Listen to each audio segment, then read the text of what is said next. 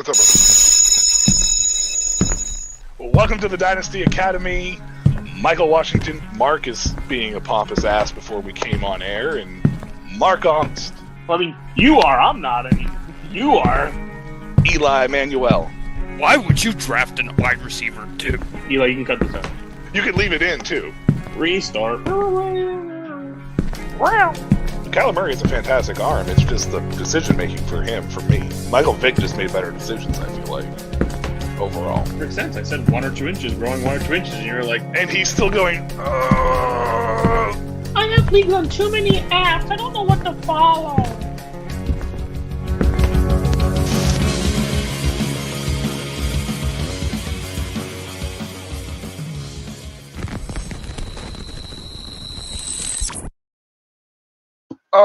Welcome to Dynasty Academy, a special draft episode. I'm Michael Washington. He's Mark Ongst. We are discussing tonight, the NFL draft. It's my favorite time of year. Mark, I know it's your favorite time of year, man. How excited were you for this to finally be here? So excited. So excited. Pretty chalk so far, though, too.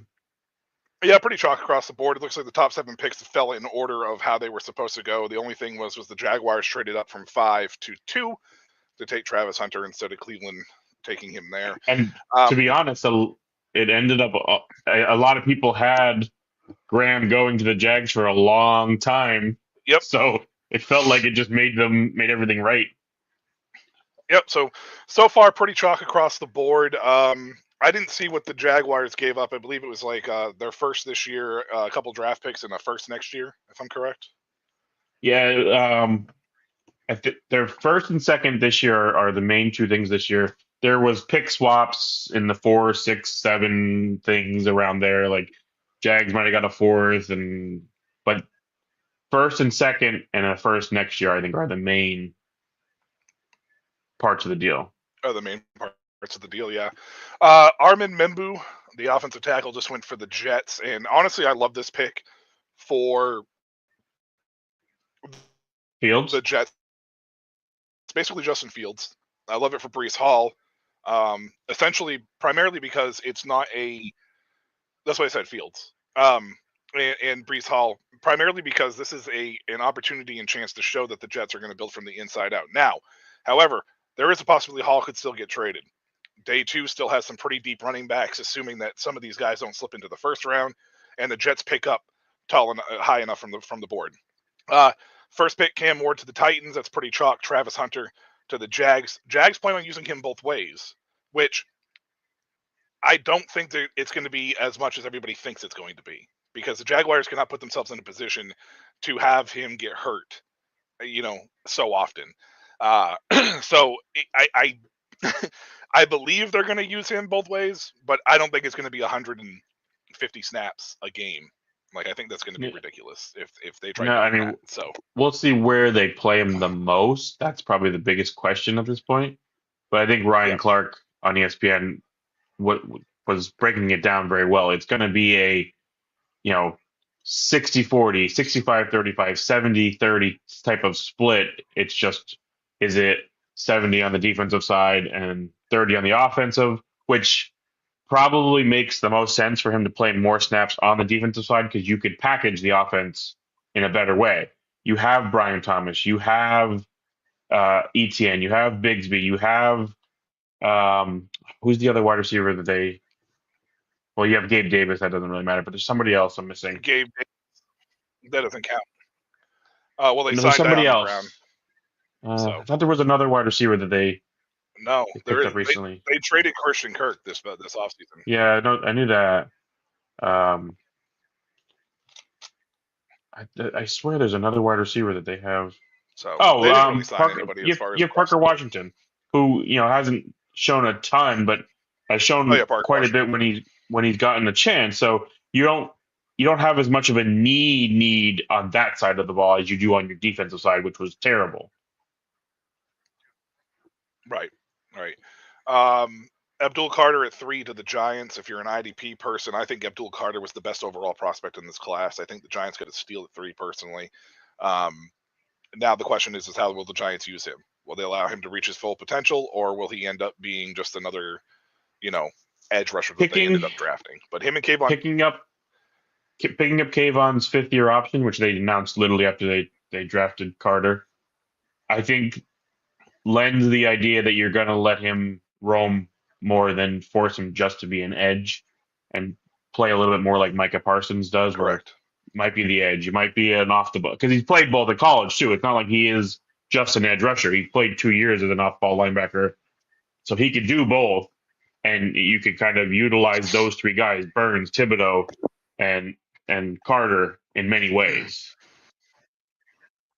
Right. Yeah. I think it's good to have Carter with the Giants, primarily because this team needs something, and they're in a division with Dak Prescott, Jalen Hurts, and Jaden Daniels. So they need to find a way to pressure the quarterback and put pressure on in the NFC East, because there's 3 solid quarterbacks there. I mean, regardless of where you stand with Dak puts up numbers and is able to produce. Yep. So they need something, because they're definitely fell behind in the quarterback realm as far as the quarterbacks are concerned. So they have to find other ways to try to hopefully win games. And I think Abdul Carter, you get the best overall prospect, in my opinion, in this draft. It makes sense there. I'm really excited about the next pick, though, with the Patriots, Will Campbell. He fits everything that, why am I drawing a blank on his name? Vrabel? Mike Vrabel does, as far as the head coach is concerned. I knew his name was Mike. I couldn't think of his last name, though. I wanted to call him Vernon, and I was like, that's not right. But Mike Vrabel, and, as far as he fits what Vrabel likes, and I think this also helps Drake May, because that offensive line was trash last year. It was the worst offensive line in football. There was not a offensive line that was worse than theirs, statistically speaking, from a pass protection standpoint and a run protection, run blocking standpoint. And this will help hopefully solidify that left tackle. Mason Graham to the Browns. If you're an IDP leaguer, it's a defensive tackle. Unless you're forced to start one, whatever. That doesn't really do much for the Browns as far as. It's a really good. It's a great NFL pick. NFL pick for the Browns. They made the smart choice. They didn't. Smart choice. They didn't panic. They didn't overdo things at number 5. They went with the player that would be best for their team at the moment. Yeah, and then Ashton Jeanty to the Raiders, I'm sure will be a lot of people's number 1 overall pick in a lot of leagues, including Superflex, I've been hearing lately, which kind of surprises me a little bit, because I still think you take the quarterback personally. But great pick for the Raiders. They need a running game. Zamir White had a chance, didn't prove anything last year. Pete Carroll comes in. Pete Carroll's known for running the ball, and the only thing that worries me about the Raiders, though, is that offensive line. And Geno Smith is getting a year older, and he's never been really truly super mobile. And they still don't really have a really good wide receiving core. So we'll have to see what happens with the second day with this team to see if they can find a difference maker. But right now, as it stands, I love the fit for Jeanty. I just hope that they're able to have the offense around him for him to be able to produce, especially if you're planning on taking him with the first overall pick in a lot of spots. Yeah, I mean, I understand in a Superflex it's usually quarterback. It's just I like Cam Ward, but is Cam Ward that gonna be that guy with Tennessee? And I think Jeanty's just the safer. I know that's interesting to say it for a running back, but I think he's just a safer option. I think running backs are generally safer because they're the ones that produce usually earlier in the careers. So yeah, they just don't last as long. You don't get the but I just Cam's ceiling is higher, but floor is lower. I foresee Jeanty going. Well, I mean, everything that everywhere. Yeah, well, everything that I said about Jeanty with the Raiders and building a team around him, it's the same thing with Cam Ward in Tennessee. Like, can they build the team around him enough to be able to put something together so Cam can be successful, right? Like, I think Cam has a higher ceiling, has one of the highest ceilings in this class, regardless of position. It's just, can he reach that? I mean, you think he can because he went from Incarnate Word, to Washington State, to Miami of Florida, to the first pick overall in the NFL draft. He's really progressed everywhere he's gone. And yeah, got way better. The question just now becomes whether or not it goes to a situation where he's able to now translate to the NFL, right, and hit that ceiling that he so that we all think he can hit, right? Armin Membu to the Jets. We discussed it briefly. Great for Justin Fields. Good for Brees Hall if they don't trade him. Good for Garrett Wilson, honestly, if they don't, if they're able to, if he's able to succeed, because it's going to give Fields time to be able to get the ball to these receivers in New York. And This is like you said, it's with the hope and the idea that they're building inside out. You have Garrett Wilson. Currently, you have Brees Hall. Whether you trade him away and pick somebody else, hopefully you still you still have some good running backs there. Otherwise, but you have pieces.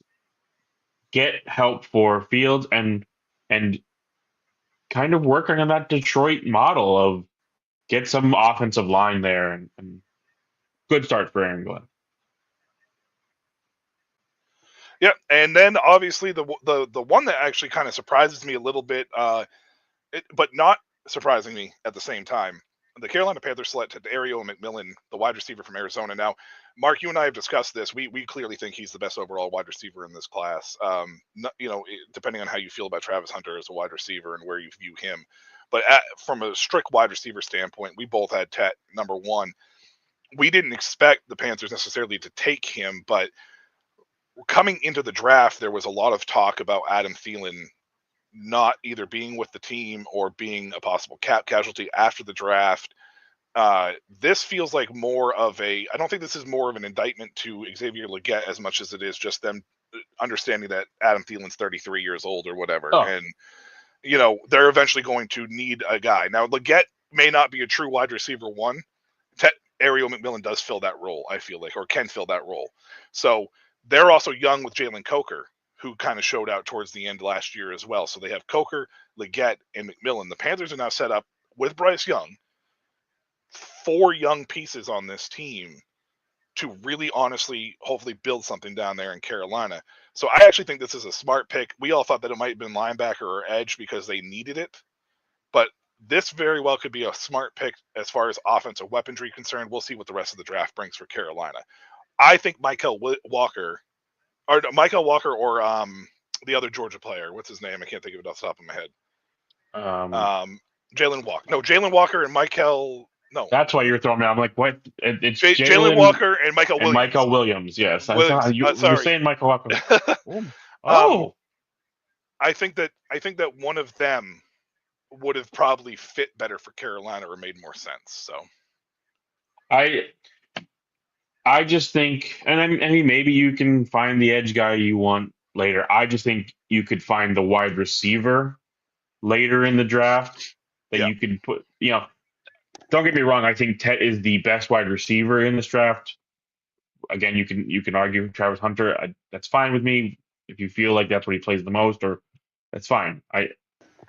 To me though, this wide receiver class isn't like Tet is this far ahead of everybody else, and it's not close. It's a very close class overall. That I think you wait and you get somebody in the second round. And you go with the your defense was terrible last year. It was awful.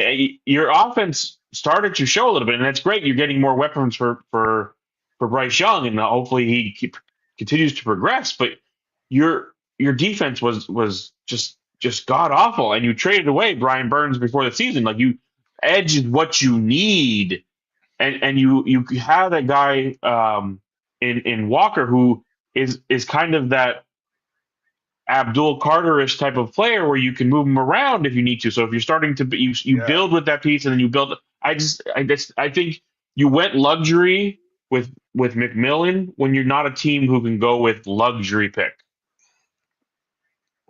Yeah, no, for sure, and I agree with that, especially where you're the Panthers and whatnot. And I still think it's a smart pick though for helping out for the future if that's the way you do it. But you know me, Mark, and you think like me very similarly.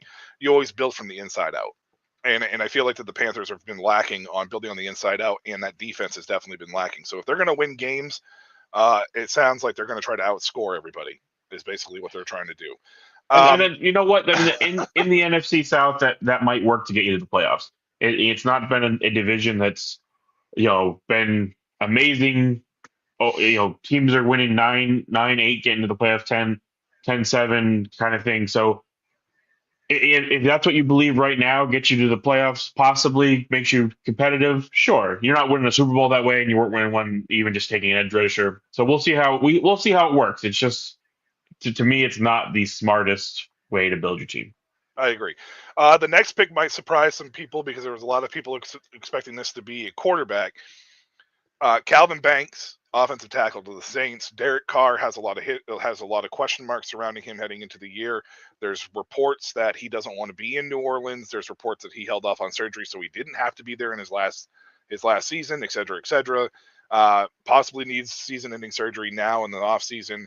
However, Kellen Moore, I think in this case, did something smart because I honestly think that the Saints believe that this quarterback class is probably closer after Cam Ward than most people have. And they very well in the second round, or they could be a team to trade up into the end of the first round, could be getting a quarterback in the back half of this draft.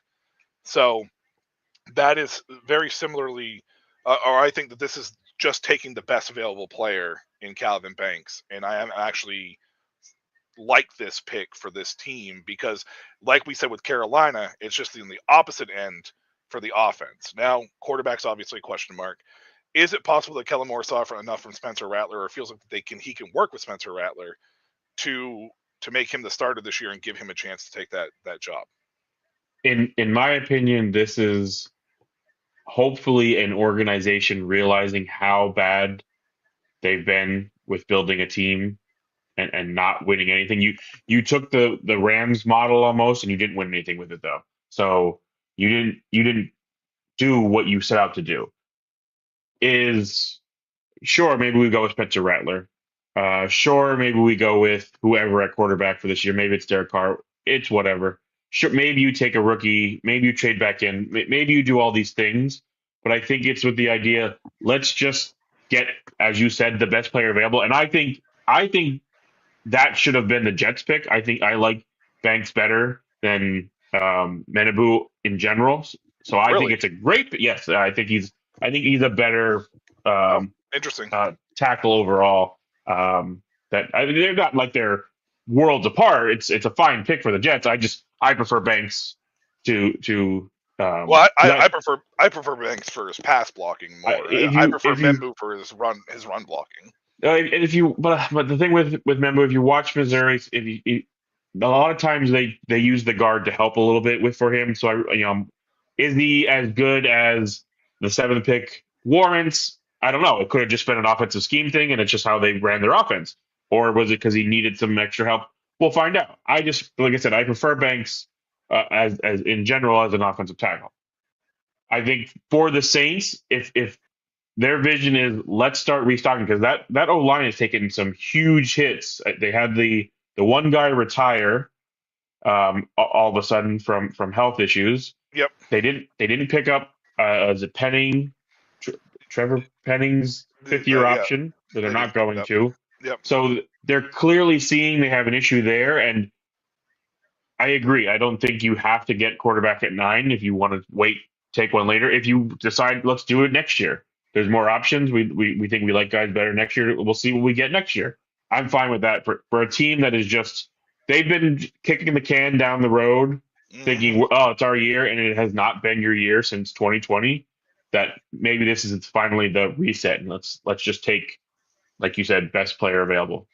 Yeah, and I'm pretty positive that very possibly could be the idea behind it, and it could be Kellen Moore's, coming from the Philadelphia Eagles and having the experience there with the championship organization, deciding Well, that hey, well, this is what we're going to do. So, and don't forget when he was with the Cowboys, that was where they had done yeah, for quite a few years. They built that correct. offensive line.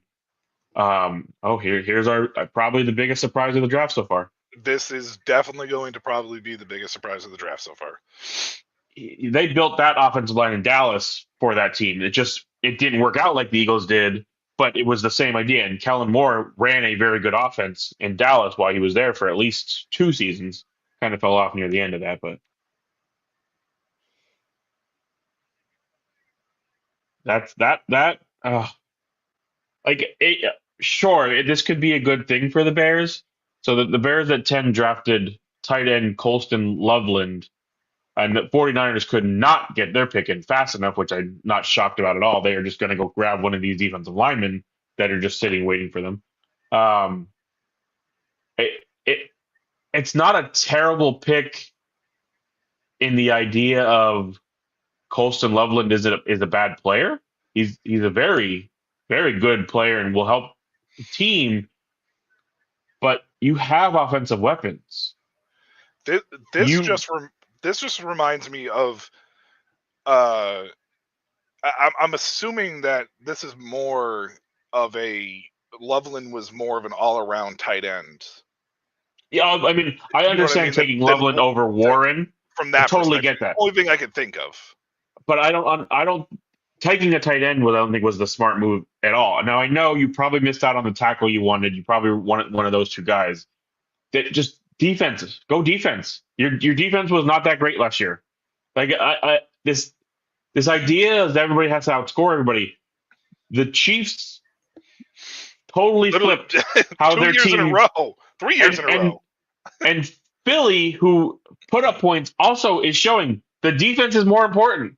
Yeah. We weren't good when we didn't have corners. What'd we do? We went corner. We weren't good when we didn't have defensive line, and we've been stuck. Like you have offensive playmakers on your team. You could get a tight end later who, yes, he might not be as good as this kid, but he's not worse off than the defensive lineman you could have gotten.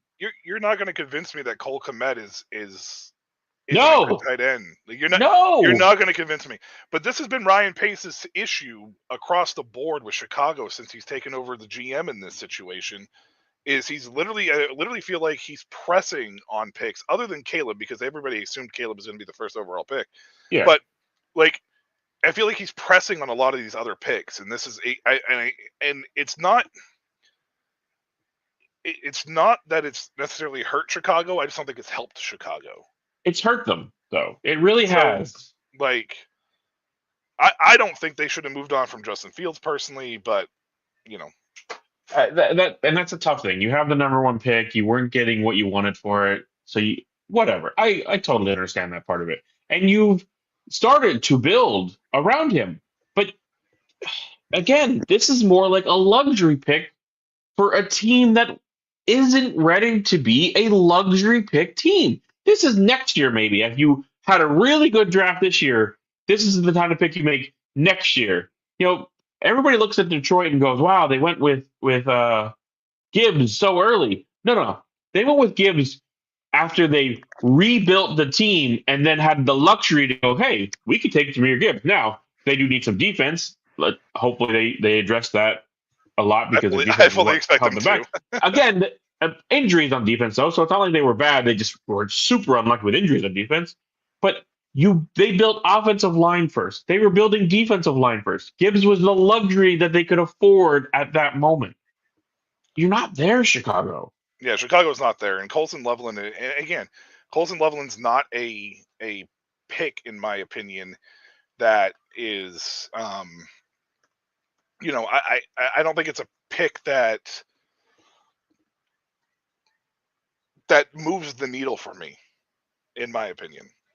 So, I really do hope though that people overdraft him a little bit now. I don't know that he'll get ahead of Warren in a fantasy draft, but I really do hope it pushes him up the board. So let's let some people fall. I'm okay with that. Yeah, I'm all right with it too. And honestly, though, you know me in general, like I'm not taking a tight end in the first round, anyways. So no, but like you have to look at this offense. Even if you like taking tight end, this isn't like this offense is devoid. Like this isn't Brock Bowers with the Raiders and not having anything around him.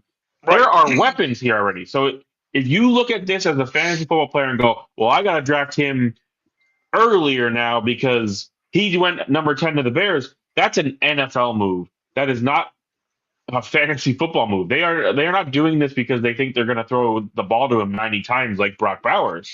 Right. You still have DJ Moore. You still have Roma Dunze. You still have these. Cole Kmet is still on the team, I believe. And he's sure they he's signed going him to to an be extension, I believe, last year. I'm not saying that like that's like you have Brock Bowers, you drafted Michael Mayer, like it makes sense. But for fantasy football, understand Colston Loveland is a NFL pick. Don't I mean This please reminds if you're in my draft with me, please overdraft him. Otherwise, don't overdraft. this also reminds me a lot of the Ben Sinnott pick in the second round for Washington last year, where all of a sudden everybody was like, "Oh, Yeah, this guy's going to do this guy's going to do that," and you and I both sat here and was like, "This is a great NFL pick. It's not a fantasy pick." And it look what happened. You know, Zach Ertz, he was wasn't out even there and great at it. outproduced, and Sinnott was barely on the field. So, Loveland's going to be in that same boat, I feel like. And on top of this too, I also want to mention we here at Dynasty Academy obviously talk a lot about the tight end position in fantasy football, but when it comes to rookie tight ends specifically, right? When we are discussing rookie tight ends, Sam Laporta and Brock Bowers are outliers. You do not get that every year at this tight end position. Like, you don't get that production from rookie tight ends hardly at all. And honestly, up until Laporta, well, Laporta wasn't even a first round pick, but up until Bowers last year, the top tight ends in the league, none of them were first round picks. But Kyle Pitts had 1,000 yards in Yeah, his first season. I don't care about Kyle Pitts. The guy's also had what 4 career touchdowns in his entire life. I don't care about Kyle Pitts. 3 of I'm them in so England, tired I of hearing believe. about Kyle Pitts, man. Like, it's crazy. Like, it's But just it's it's awful. just funny to me. Everybody always goes back. Well, he had 1,000 yards in his first season. Good for him. I'm glad he got 1,000 yards. What has that done for your fantasy team when you drafted him at 4, 5, or 6 overall? But what is 1,000? But even on top of that, what does 1,000 yards even mean anymore? Like, let's be honest. What does 1,000 yards even truly mean anymore in the NFL? It's such a pass happy offense. The offense, everything is slated. Especially for You tight know, ends. for offense, yeah. Like, it doesn't really mean anything. I mean, look at that So Laporta season. He didn't hit 1,000 yards. He had a ton of touchdowns, and everybody went crazy. It's like right. you can't have these both ways. You want And a then guy who's more all around. what happened to Laporta last year? He had Like, injuries, and the offense wasn't it, just running through him because other people stepped up. Jamison Williams right. actually got to be on the field finally. Jameer Gibbs took a step forward, being in his David second Montgomery year. was still being David Montgomery, and Amon-Ra St. Brown was Amon-Ra St. Brown's. Like, it just feels like, yeah, like, I don't know. Colston Loveland was just not the right pick to me in this spot, and honestly, it's not overly surprising to If watch if them the do Bears this. do not make the playoffs, Ryan Poles is going to get fired, I believe. And then I can't say it's the wrong move. Well, I mean, we talked about this though. Like, how many times have we discussed this? Like, as far as not Ryan Poles, but how often have we discussed that um, Caleb Williams did less with more talent than Justin Fields did the year before? Like, it's insane to me. So, yeah, I don't. It's not really overly surprising to me to see Chicago make a mistake. He's not an impact player right away. San Francisco went defense. They needed edge rushers. It was something that they needed to I mean, jump with. with They the need picks, everything. Well, I'll be honest with you. They need everything. but with the picks all before them, they got like this was the Eagles from a few years ago when was it Carter fell to them. This was what San Francisco got because Yep. we looked at Carolina as an edge spot. We looked at Chicago possibly as an edge spot. We looked at Vegas as a possible edge spot, and they all just went sliding on by right to San Francisco. So this there couldn't have been, I think, an easier pick for a team at this point. And I think the other thing for San Francisco is a lot of people don't realize is they were number 1 in dead cap money this year. They literally they had no choice but to make a lot of purging when it came to some players. The trade of the Deebo Samuel, the possible trade of Brandon Ayuk in the offseason. I mocked originally to Ario McMillan to this pick because I thought Carolina was going to go edge, and I honestly did not think that he was going to fall to this point. But Mykel Williams here also at this point makes perfect sense because he was the best available player on the board in my opinion. Williams was a guy who, if he'd made it past Chicago, would have gone to San Francisco. In most of my mocks, I didn't have Williams slip past 10. So No. this is the type of pick that isn't a luxury pick, and this is the type of pick that San Francisco needs to help rebuild that team. So I'm okay with Comes it the Cowgirls. from an IDP standpoint. You're going to probably want Mike Hill somewhere in your draft, because I think he's an immediate impact player for them. So Whoa! number 12, Jerry Jones and this Dallas Cowboys crap, because it's just the way that they are, is such a bullshit team. Tyler, whoa.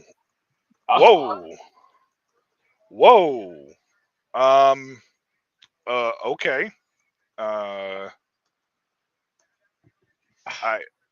I know that they needed offensive line because they had some people retire. Yeah, I'm not Tyler, saying it's a terrible pick for the team. This pick was literally Tyler Booker. I didn't see anything higher than 20. I didn't ever even see that high. He was usually, first of all, I don't think I ever saw him be the first interior offensive lineman off the board.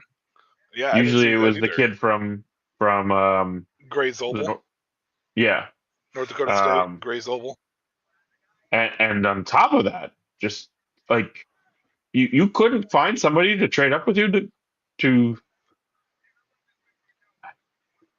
Indianapolis could have traded up, or probably was on the phone to try to trade up. Denver could have tried to trade up. Like, I can't believe you Dallas tell me didn't nobody work the phone with the people on the board. Like, you took Tyler Booker over Jalen Walker, even if you didn't need an edge, you could have paired him with Micah Parsons. I mean, you said a lot of people actually had wide receiver. You could have went with goal. You could have went like here. This is a panic pick because of the offensive line retirements that they've had. This is what this is. This is a panic pick. And a GM / owner who is unwilling to sign players, free agents. Yeah, this pick is. He might go on to have a sensational career. I hope he does. But this doesn't help Dallas. So if for some reason you hold on, you've held on to Javonte Williams and Miles Sanders, you must be beaming right now.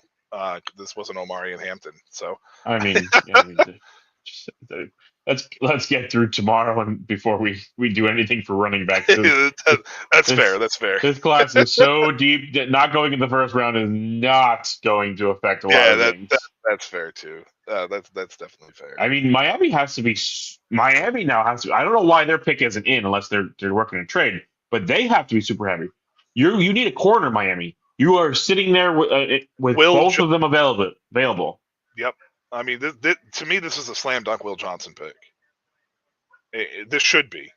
I sound like John Gruden from draft day, but this literally should be a slam dunk, like clear cut pick right here for Miami. Unless said they're making a trade, like. Well, for me, I don't care. For me, either corner. I like both of them. They both are different in their own ways. Will is a definitely more complete cornerback. Yeah. Where the kid from Texas is versatile. You can do a lot of things with him. So I don't care which one you want to take here. If you want, but your pick should be in. You should already be like, I don't know what you're doing here. Well, keep an eye on Denver, because Denver is a team that could trade up. You could also see, some other teams teams in the back half of past Atlanta there, try to make a move. So, I mean, I'm happy for Tyler Booker. Congratulations to him, because I hope you have a long, great career. I don't just like you. I just feel like you. Well, I feel like you got overdrafted. I hope he has a great career after he leaves Dallas. So, I mean, he can have a great career with Dallas. They've had really good offensive linemen. It does nothing for them in winning things. That's fair. But I don't know, man. Literally after pick 6, it's pick 7. Really, it's been kind of crazy how some things have happened. So. I mean, who would have thought the Jets were a team making smart moves? Yeah. I mean, 7 was always going to be a wild card with the Jets, but they went with the pick that I pretty much had most of the time with Mimbu. So, yeah, this All Miami right. pick's still not in. Though. Finally, now the pick just went in, so it's finally Yep. in. About But we have to, freaking time. of course, go to a commercial because. Yeah, because of course you do, because you gotta get paid. Yeah, sure. You're the NFL. Gotta get paid. I really wonder if Indy is sitting there. If they'll take Warren. It's an interesting. So this is the third offensive lineman that Dallas has taken in the first round with the first name Tyler. So for you future people out there listening, if you have a kid, name him Tyler and put him on the offensive line, and Dallas draft him. So Either one of the first two were they good? I don't remember their. it was Tyler Guyton. One Tyler was Guyton last year, right? Yeah, Tyler Guyton and Tyler Smith. Maybe no, it wasn't Smith. It was That was Tyrone. Or come on, give me a second here. Tyler Guyton and Tyler Smith. Tyler Smith. I think Tyler Smith played for Bama too, didn't who knows? Everybody plays for Bama. he? If you're an offensive lineman, you probably play for Bama. Yeah, exactly. Or probably like a linebacker. Or Georgia. Yeah, or a linebacker. I did see something funny the other day. Somebody was like, "All right," on like a mock, they were like, for Philly, it says whatever's the best Alabama or Georgia player available, they'll draft them.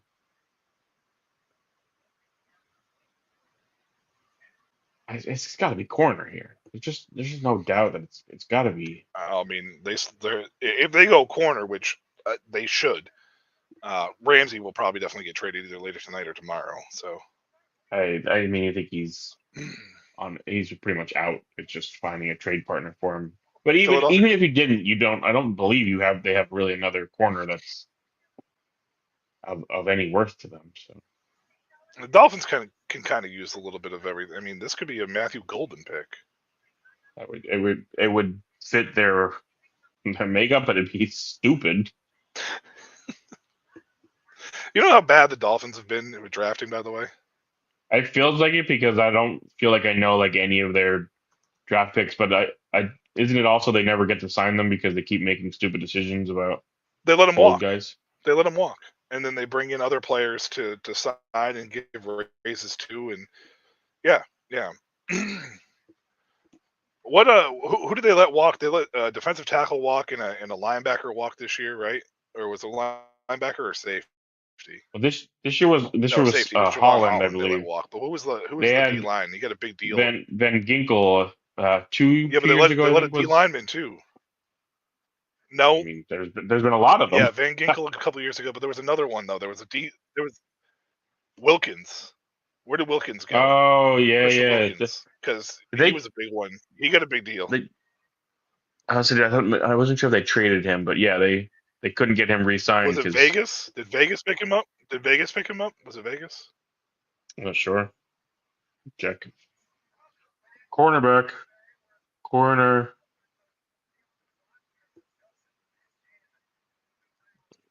Now, Miami should go corner. I mean, Will Johnson's still sitting on the board. It's going to be hard for some of these teams that we thought certain positions were going to go if the two corners fall back here, because it's going to be hard to imagine.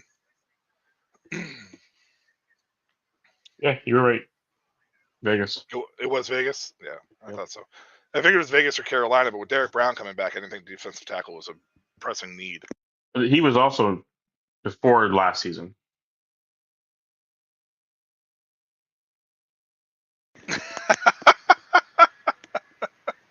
I mean, it's not like you said, this team means a lot. You didn't go golden smart. You went with defensive tackle, as you saw, where they just lost a really good one. So I don't hate it.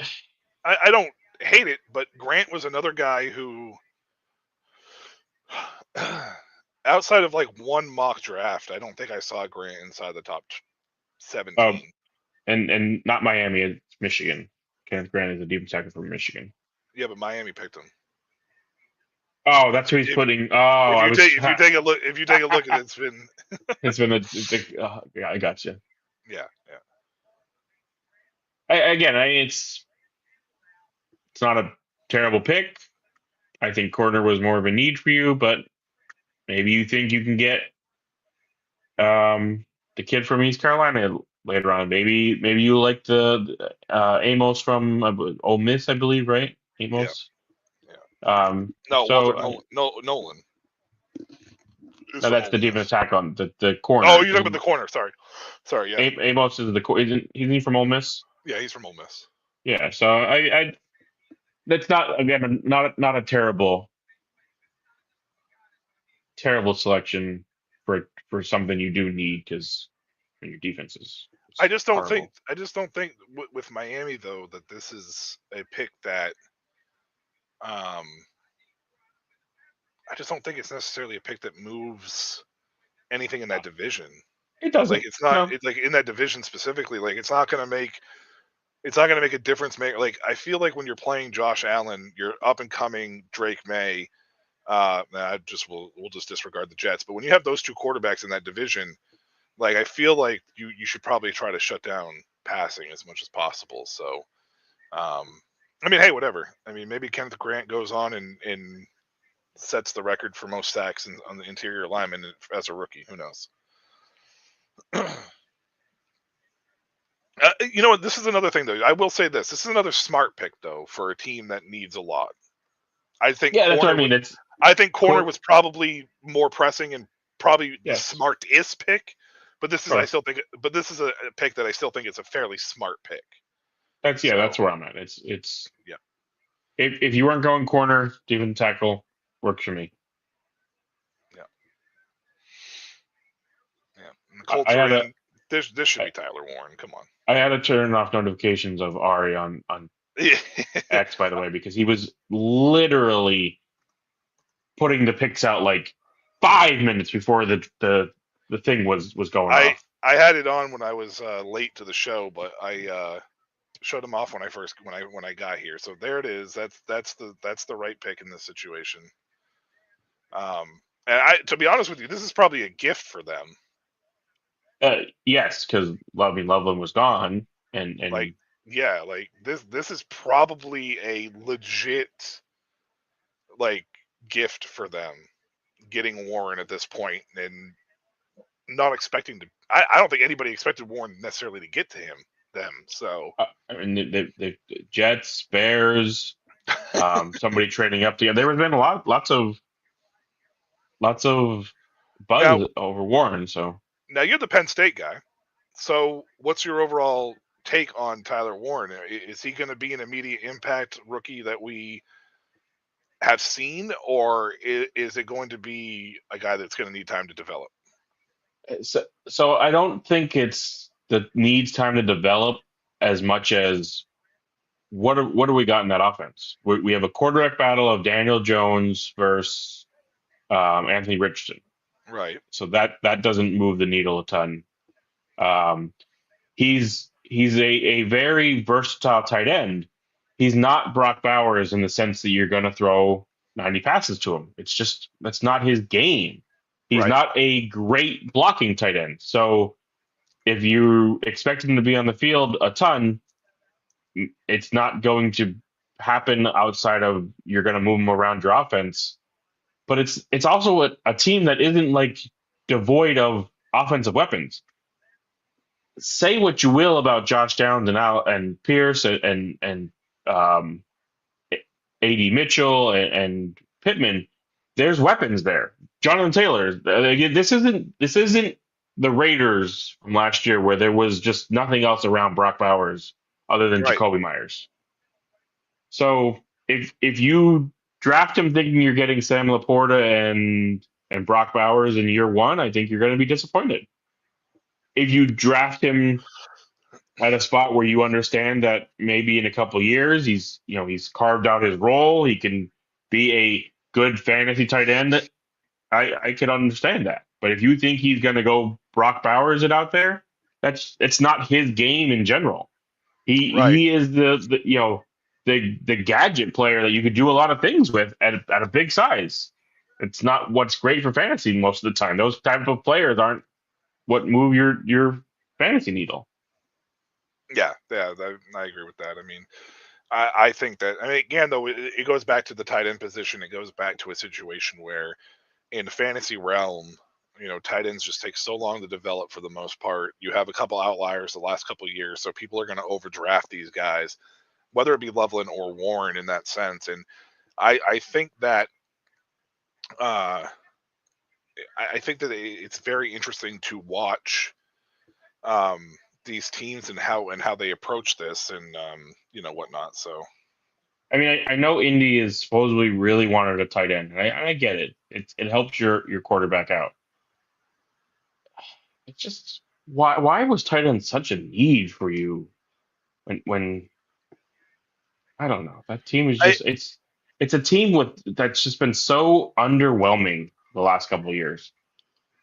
I think the biggest thing for I think the biggest thing for um the I think the biggest thing for the Colts though is I think for them they still haven't really figured out the identity of this team, and I think that's because Anthony Richardson's been hurt so much. Like they don't have a true Sure. identity. Like they have Jonathan Taylor, but they're not a run it down your throat type of team, right? Like Jonathan Taylor can do it, but that's not who they are. That's never who they've been. They have Josh Downs who break the top off of defense. They have Michael Pittman who is a very versatile, well-rounded wide receiver, but you have a quarterback situation that you're not really sure who they are because they patchworked it. They patchworked the quarterback position like the Saints patchworked the cap position. Like that's basically the best way to explain it. And then when they actually went and got a guy, it was a project. And in the NFL, you can't have a project come in as a quarterback and be the immediate starter because you're going to give up on him sooner than he needs to be given up on. And that's essentially what's going on with the Colts this year because it's a make or break year for them this year. Richardson's either going to be that guy or they're going to be drafting in the top 5 next year and they're going to be taking a quarterback, or we're going to be discussing the Colts taking quarterback in this position. That's 100% what's going to happen because they decided to draft a project not wanting to wait on him. Unlike Buffalo, who waited on Josh Allen. Yes, year 3 may have been a make or break year for Allen, and they probably could have given up on him in year 4. But Buffalo did at least try and give him time, and that's something that the Colts haven't really done with Richardson because of his injuries. He's been hurt a lot. Like, let's be honest. Like, his injuries have played a big factor into this. Well, and I think that's one of the biggest things with Josh Allen and him, and also Josh Allen played right off the bat. He didn't sit, but they also didn't expect to be a team to do it. Like Indianapolis is almost built to be a contender, but yet you took a project and then put him in there thinking he was going to keep you to being a contender, and then he's injured, so you're bringing in Flacco's but then if you remember before that we went the route of we'll just pick up Matt Ryan. That didn't work out. Oh, we'll just go with Carson went Philip Rivers. Like you've done this veteran thing that didn't work. So then you went with the project, and then instead of giving the project time or allowing the project to sit and let somebody else, you forced him in. Then you didn't like it. Then he's injured. Then you're back and forth. Then you don't have a veteran behind him, and then you come out and say you have to have a veteran behind. You've done nothing for your team. Is Atlanta about to miss their pick here? I don't know. Either that or something. But Atlanta, this pick should be Jalen Walker. Like, Atlanta should be smashing for this edge rusher, in my opinion, because they need it so bad. And, like, he absolutely should be the pick. Like, there's no reason for him to have been available right now. None. At all. So, Atlanta, finally, the pick is in. They finally made it, put it in there. Like 30 seconds left. On the phone, trade talk. I wonder if they were in the trade talks, to be honest with you. It's on a slide. I have a problem with this. There's on a slide. This is not. Well, but I have a problem with this list. Jimmy Clausen was you ranked him short, Mel. You ranked him 7th. That's not where he should have been. He was not a good quarterback. Geno Smith, you had him at 16th. He went to 39th. That's not much of a slide. Like, sure, you had Boomer Esiason fall over to 38. Aaron Rodgers falling to 24th. Chad Pennington shouldn't have been your 4th overall player either.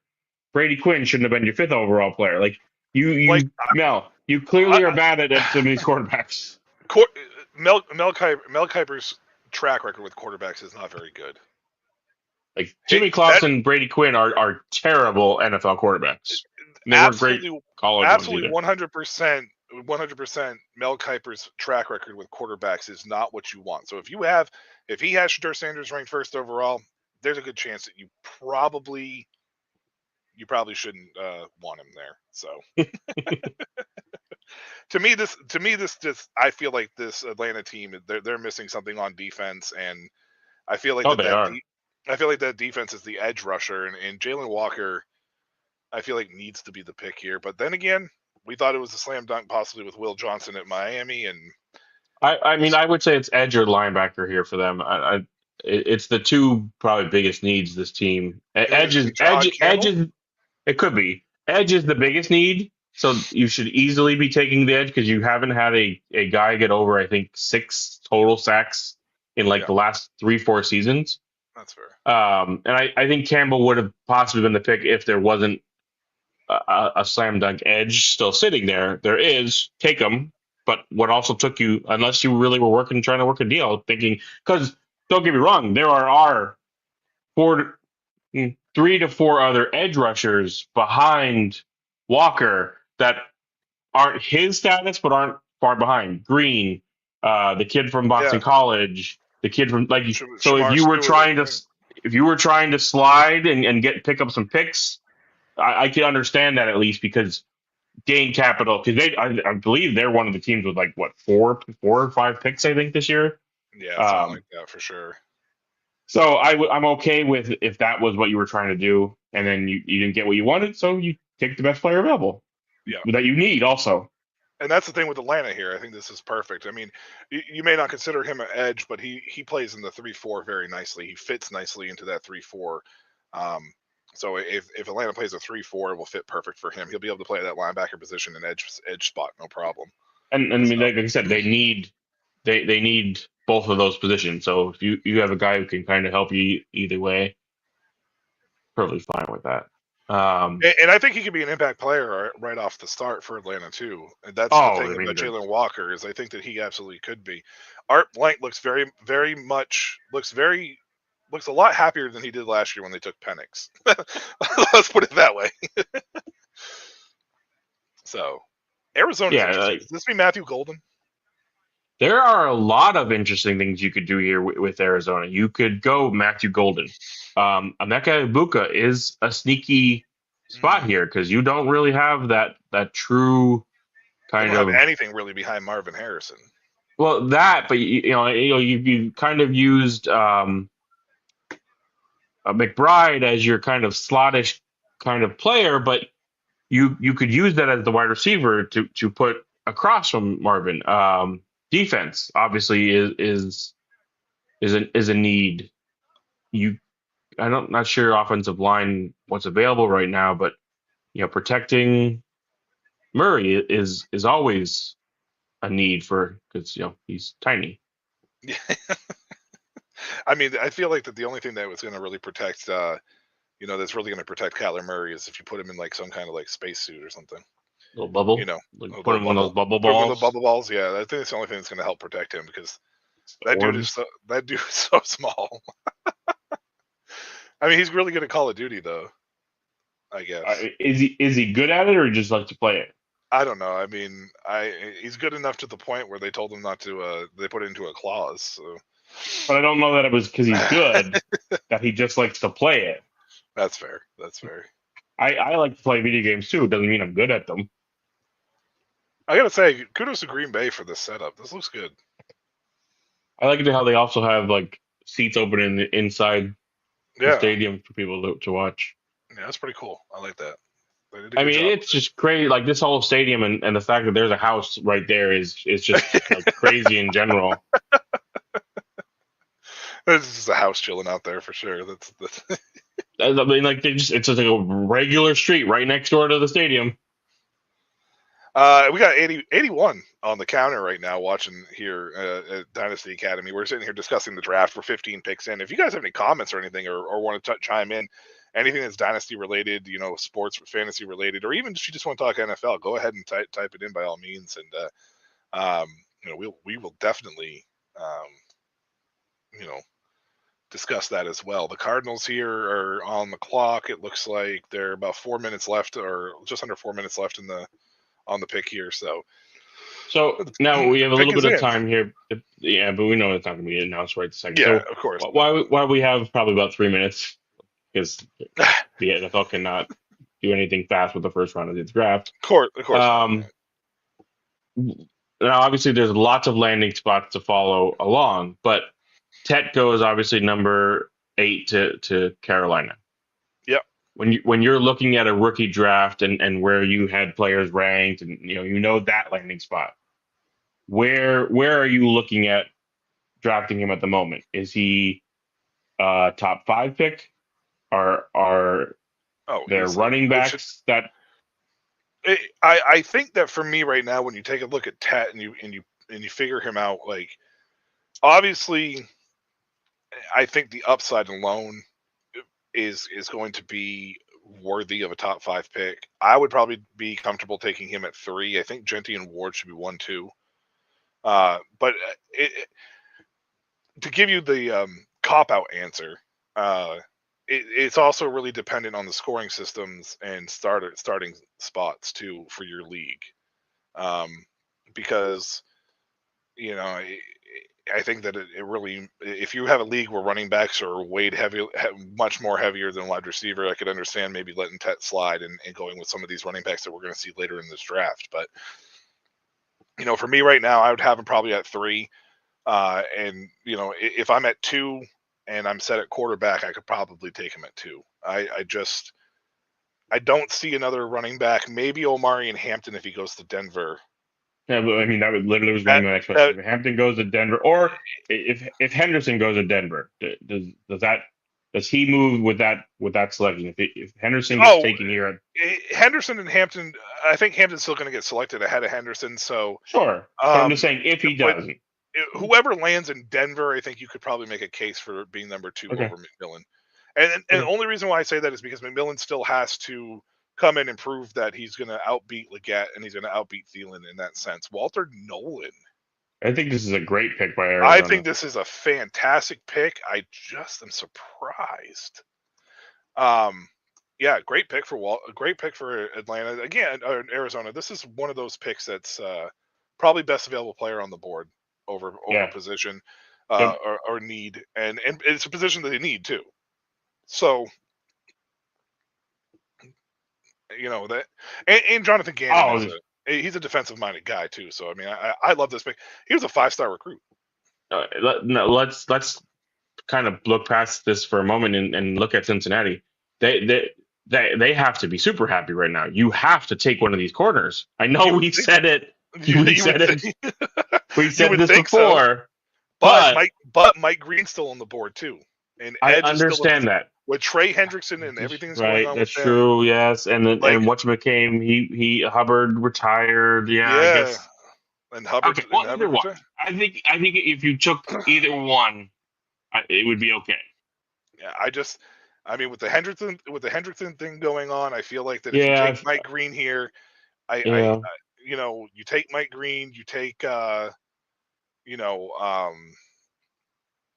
I mean, even if you took, like you said, even if you took one of the other, edge guys here, if it's not Green, go corner. I wouldn't take Stewart here. I think, you're a team that needs immediate impact. Yeah, and Stewart's too much of a project. Yeah, Stewart's too much of a project. Right. The Bengals aren't the team that needs to be taking a guy with super high upside, which is what Stewart has, but a very low floor on top of that. You need, even if Mike Green it doesn't turn out to be like this 12 sack guy, if he gets you 8, 9, 10 consistently for years, this is what your team needs at this point.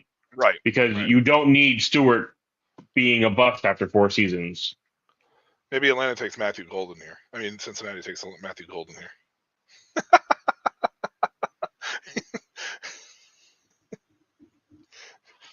It's gotta be edge or corner. It has to be. Honestly, I think that edge is probably going to be a little more pressing because they still haven't figured out the Hendrickson thing. And maybe if they take Mike Green, maybe we'll put pressure on Hendrickson to negotiate a little bit more. I don't know. Maybe Will Johnson, I think. I just don't know. I think Will Johnson's probably the best pick here. But Cam Taylor-Britt played well down the stretch for him. He had his moments though, especially penalties.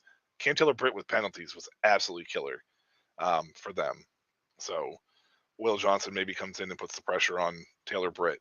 So I mean, two of them is you're in a conference that has Josh Allen, that Right. has Patrick Mahomes. You're playing with Lamar Jackson. You're playing now against DK Metcalf in your division. You have the Texans. You have Miami with speed at least. You need to be able to play some defense. We saw last year when your team was putting up almost 50 points a game and was still losing because your defense was so bad. Yep. So well, I mean, that was the game against Washington, like in round 2 or whatever. Like, I mean, in the week 2 or whatever. You know, Washington. They lost to the Patriots in week 1. Yeah, like that. You know,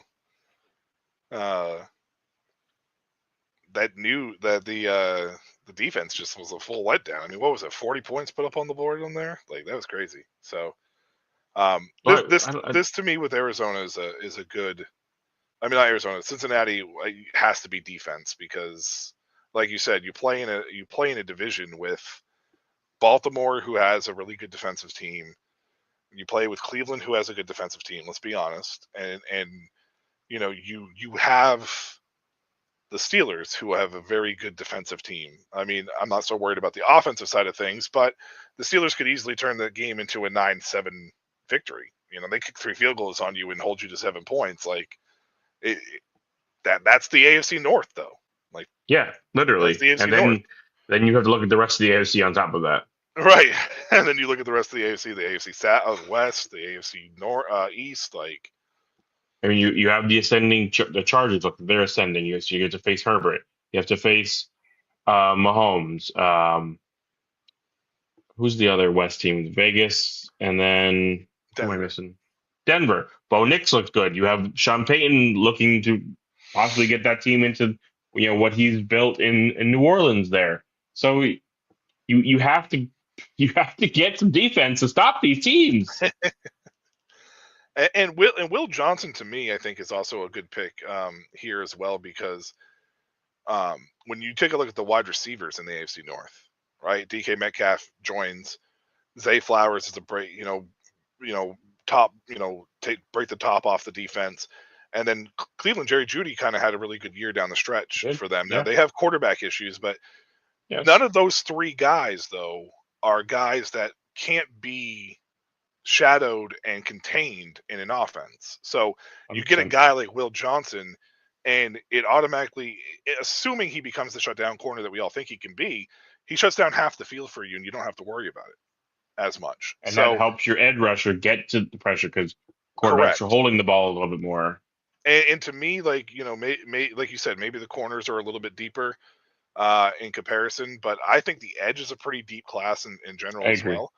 Yeah. And I think that you could easily get an edge in the next round or trade up in the second, to move up a few spots to get an edge guy that you want as well. So I think the smart choice would be Will Johnson, because, like I said, none of those top wide receivers in the AFC North, like, you got the top two of the top four, two of the top 4 wide receivers already on your team.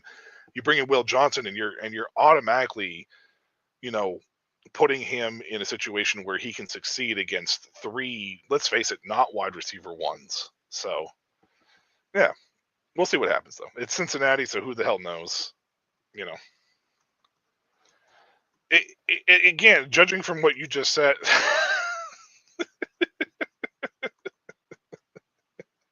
All right, this is the interesting pick. Now for everybody that's listening to the show and is out there right now, Shamar Stewart, the edge from Texas A&M that just went to the Bengals. Super, super, super talented.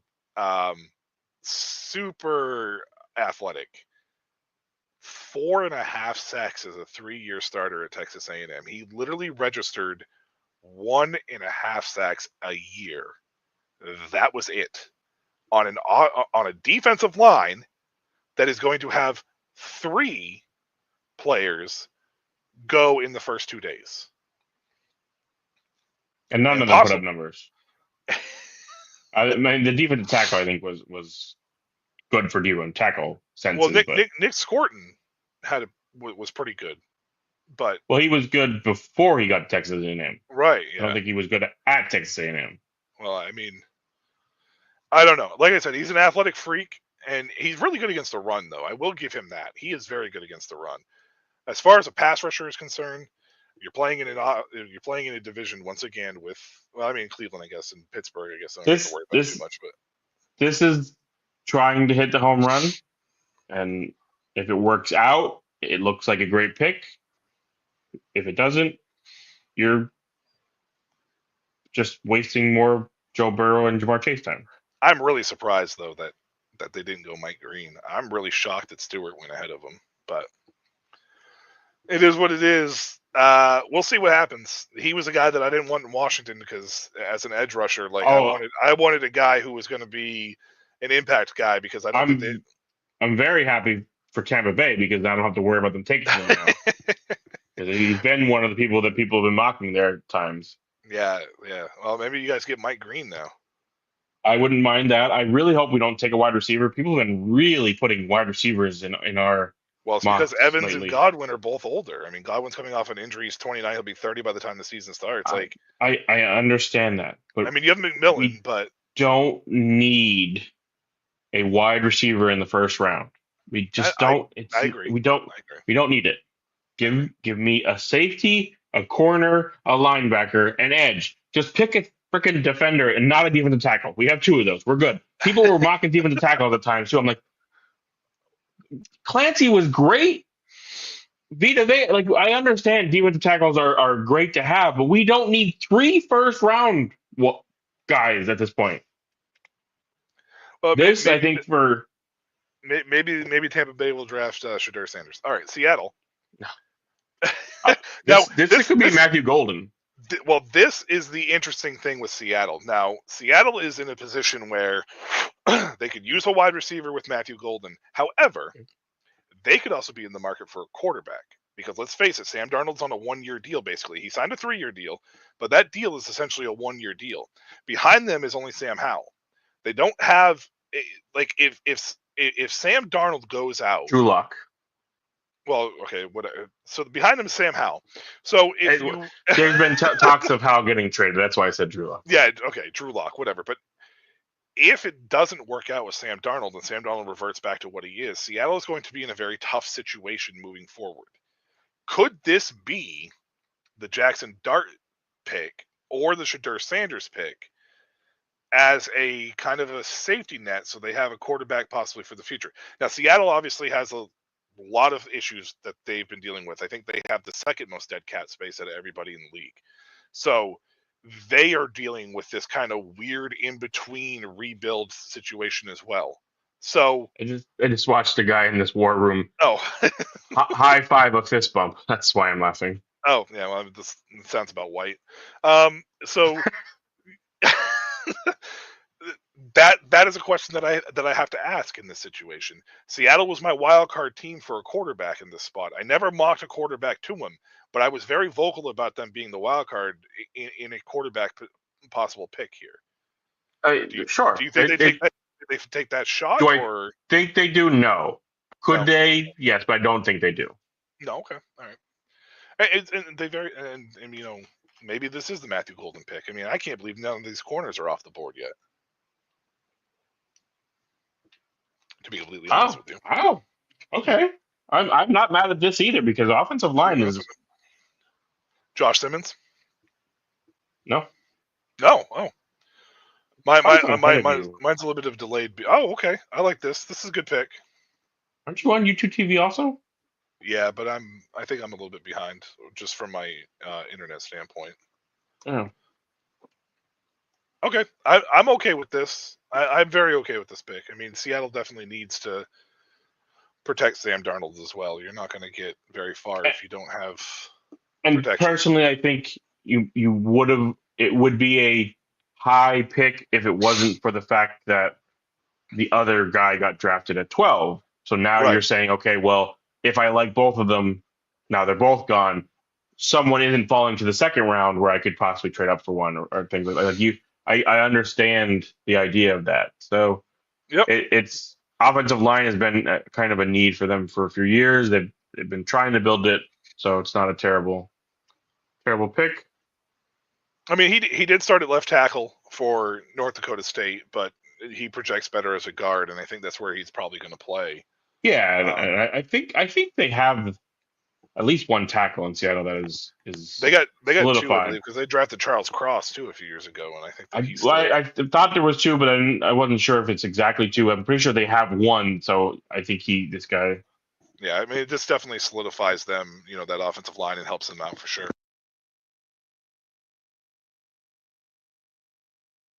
And I mean, these North Dakota State offensive linemen are usually some tough offensive linemen they bring from up there. I mean, the way that team runs the ball all the time. Well, I mean, they also have two really good running backs, so like it helps in the sense of getting that ground and pound game going the way that they want to do it. So, Jim Bushnell, he's actually in one of our leagues. Welcome, Jim. Thank you for tuning in. How many Drew Lock shares does Oxley have? Over under 3. I mean, I can actually check. I can see that. Hold on. I think it's 1. For those of you who don't know, Jim is or Mark, in case you don't know, that's Bush Leaguer.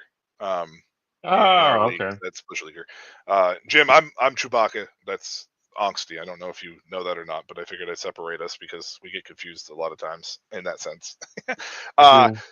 I will tell you right now, Jim, that I had probably well over 6 last year in leagues and dropped them all in the off season. So I picked him up on the waiver wire when he got a chance to start for the Giants. So I know in one of our C2Cs, I definitely had Drew Lock at one point last year. I just don't know that I have him anywhere else. Yeah, and I had Drew Lock. I also had Sam Howell. I still have Sam Howell on a lot of spots. I should probably go ahead and let him go. I do have Sam Howell somewhere also sitting there, like not wanting to drop him yet, but probably should, yeah. But it's a team that's just terrible. So he's not even eating up really a roster spot because I have, I think, a ton of open spots to begin with.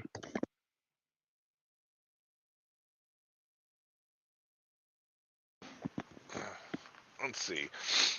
Mark is figuring that out as far as Drew Lock is concerned. Seattle still is a very interesting spot because you have 1 share. Nice. 1 share. Very interesting spot still with Seattle because with the way that these quarterbacks are going right now, or not going, I should say, this could be a team that could, find a trade partner in the second round, or kind of maneuver up and down the board here, to go ahead and take, a quarterback in the second round because. Tyler Shogue is a guy who a lot of, reports are saying that a lot of people feel like he's the best quarterback in the draft. He's probably the most NFL ready. I know.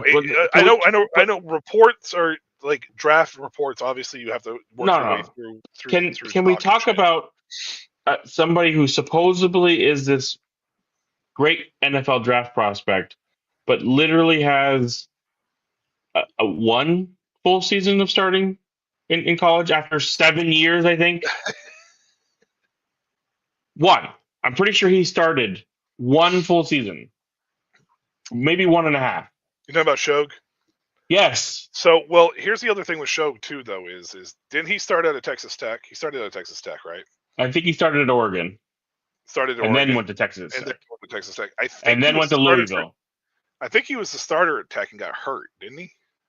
Maybe, but still, I'm pretty sure he has 1. And people might be, well, 3 years. No. He has been in college for like 6 or 7 seasons. I don't think it's been quite that long, but it's been a lot. It's been a while. He's like 26. 25, I believe, isn't he? Maybe he'll be 26 soon then.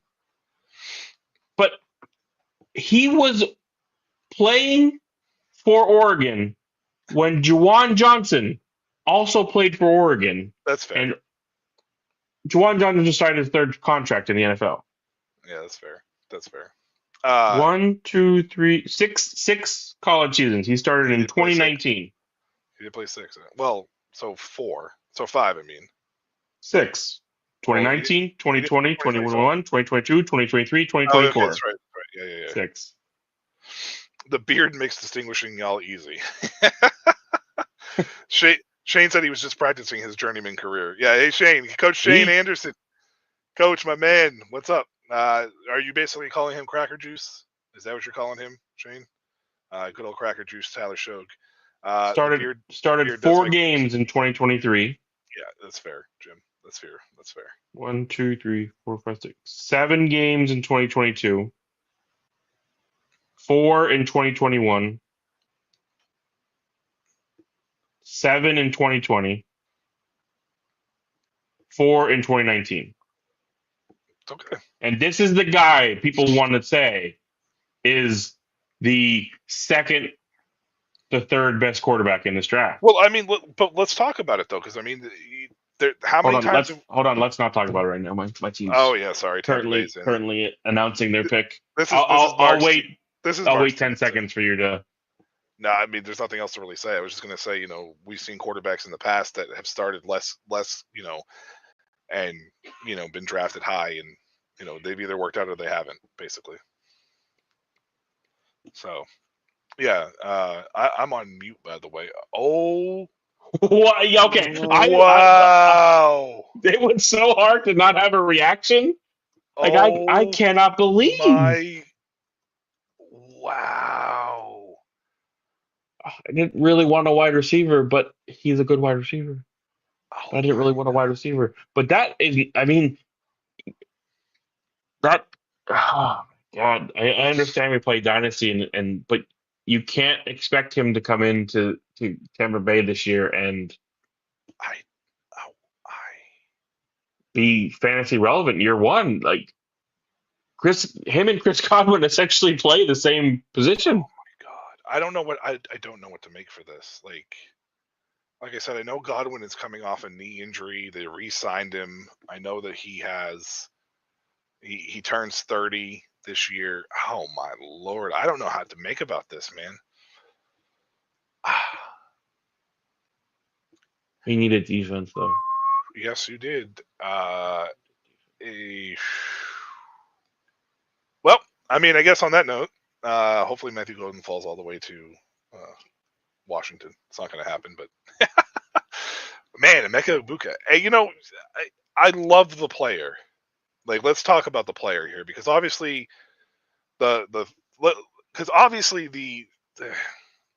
pick isn't where we were expecting it. We thought for sure, like Shane did here, Coach Shane, that they were going to go defense. This has got to move Egbuka for you, though. Yeah. I'm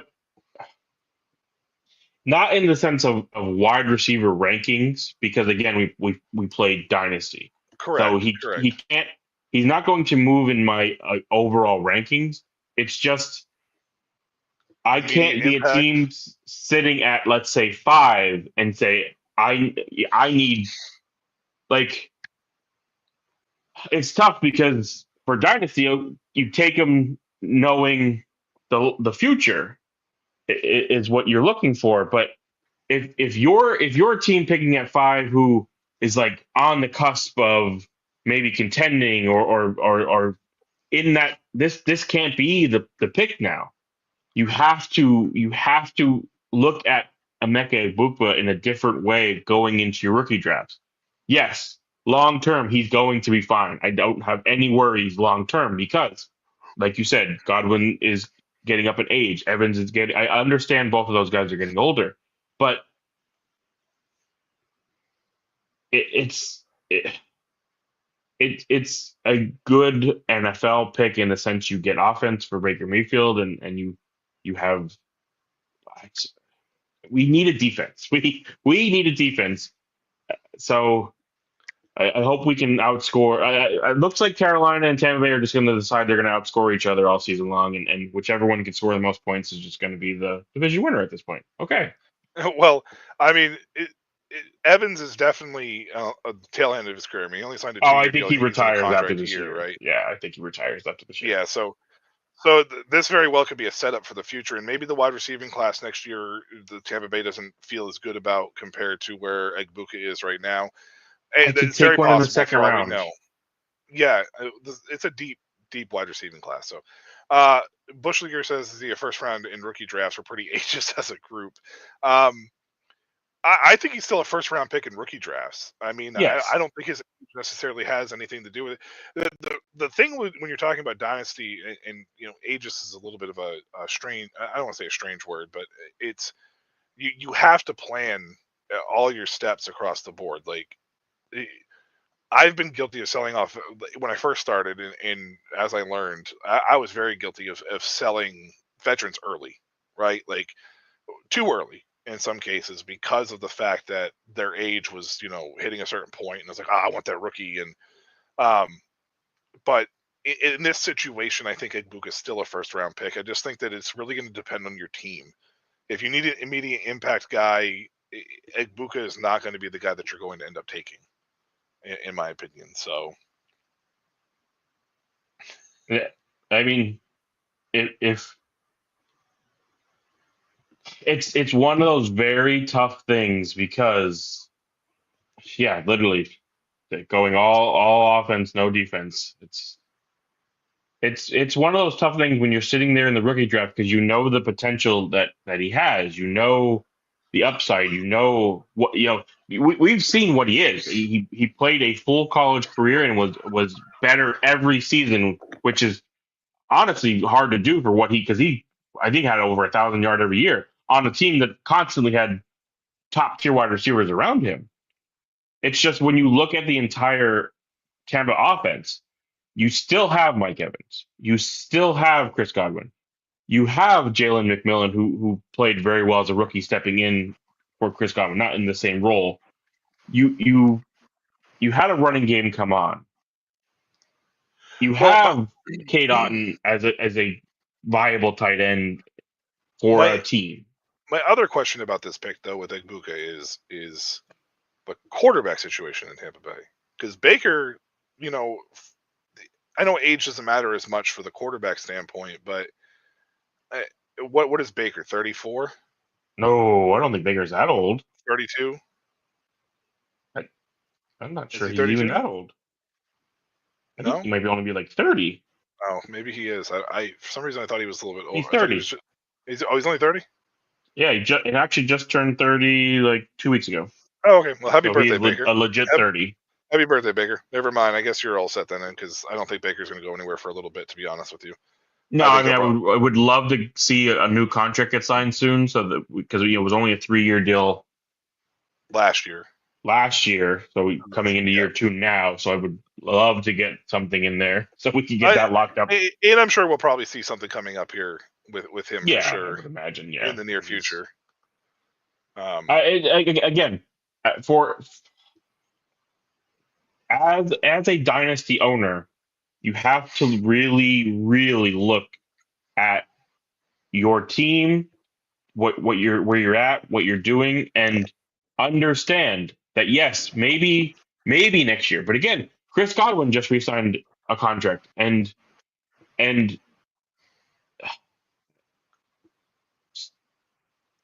they're similar to me. And I don't like Chris Godwin on the outside. He's better in the slot, and Egbuka works better from the slot.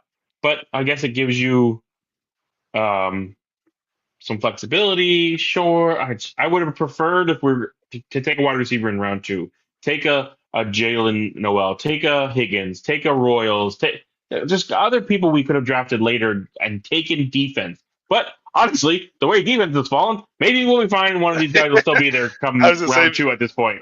maybe you're going to end up with a with a defensive player here at this point. Shane also said that he would like to see them take Will Johnson or Starks, and honestly, Jahad Campbell would have been a good pick for them as well. For Finally, sure. somebody takes. Wow, wait, hold on. So yeah, I mean this is a situation where Denver, this should be a running back select. Oh, Okay, I mean, our first cornerback is off the board. Teams who needed corners went, nah.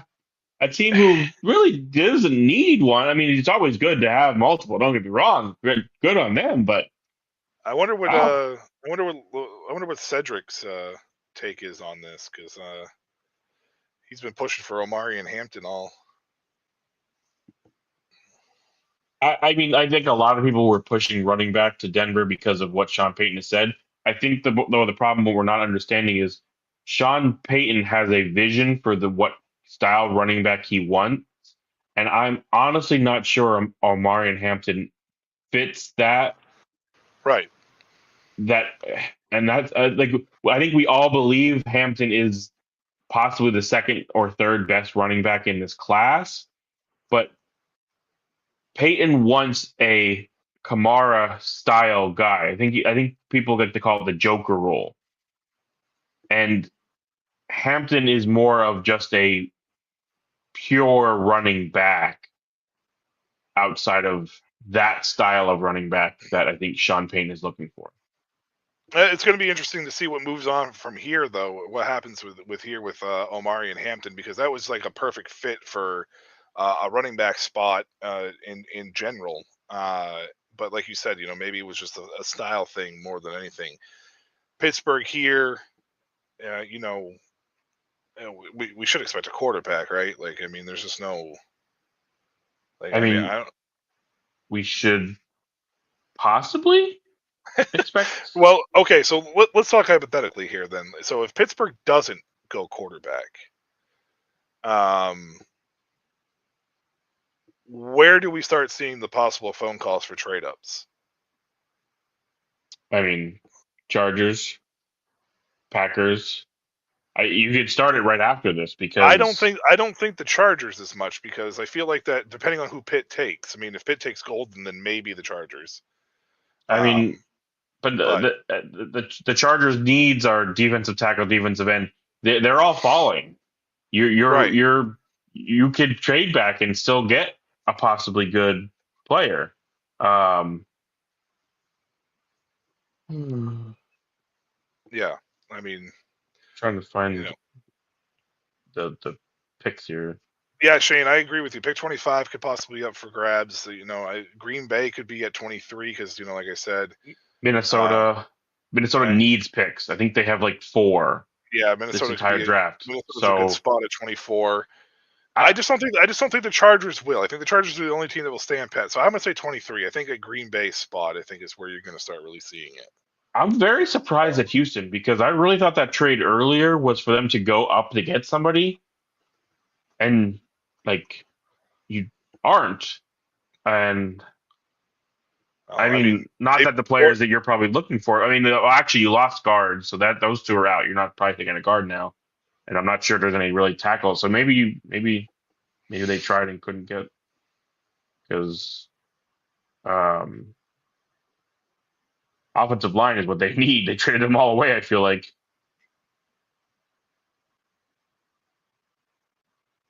Yeah, I mean, at this point, you're looking at Simmons from Ohio State.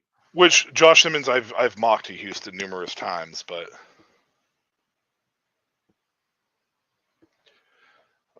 the Chargers do have multiple ways they can go. Shane, they do have multiple ways they can go. Yeah, I think a lot of people had possibly the Loveland if Loveland fell to there. Wide receiver is a really good possibility for them. So they take defensive tackle. I mean, that's a very Steelers pick.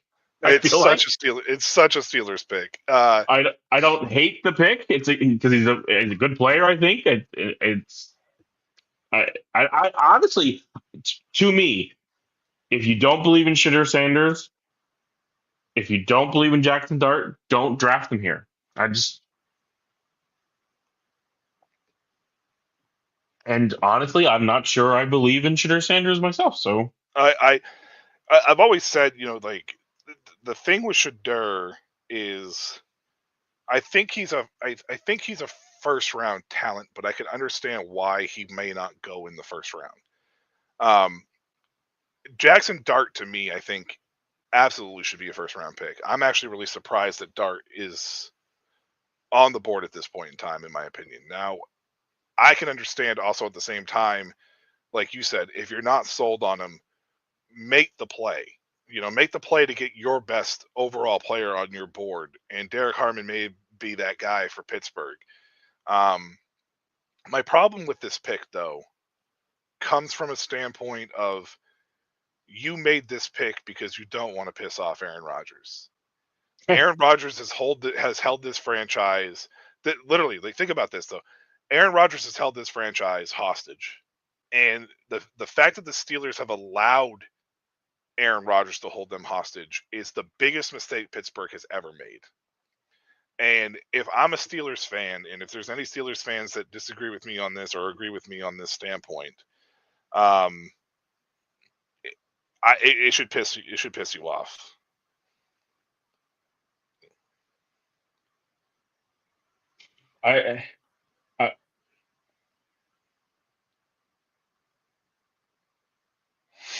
Sanders is tough for me because you were only coached by your father for your entire career. So I question how willing are you going to be to take coaching from somebody else? And how willing are you going to be or not willing, but how well are you going to learn a possibly new system? Yeah.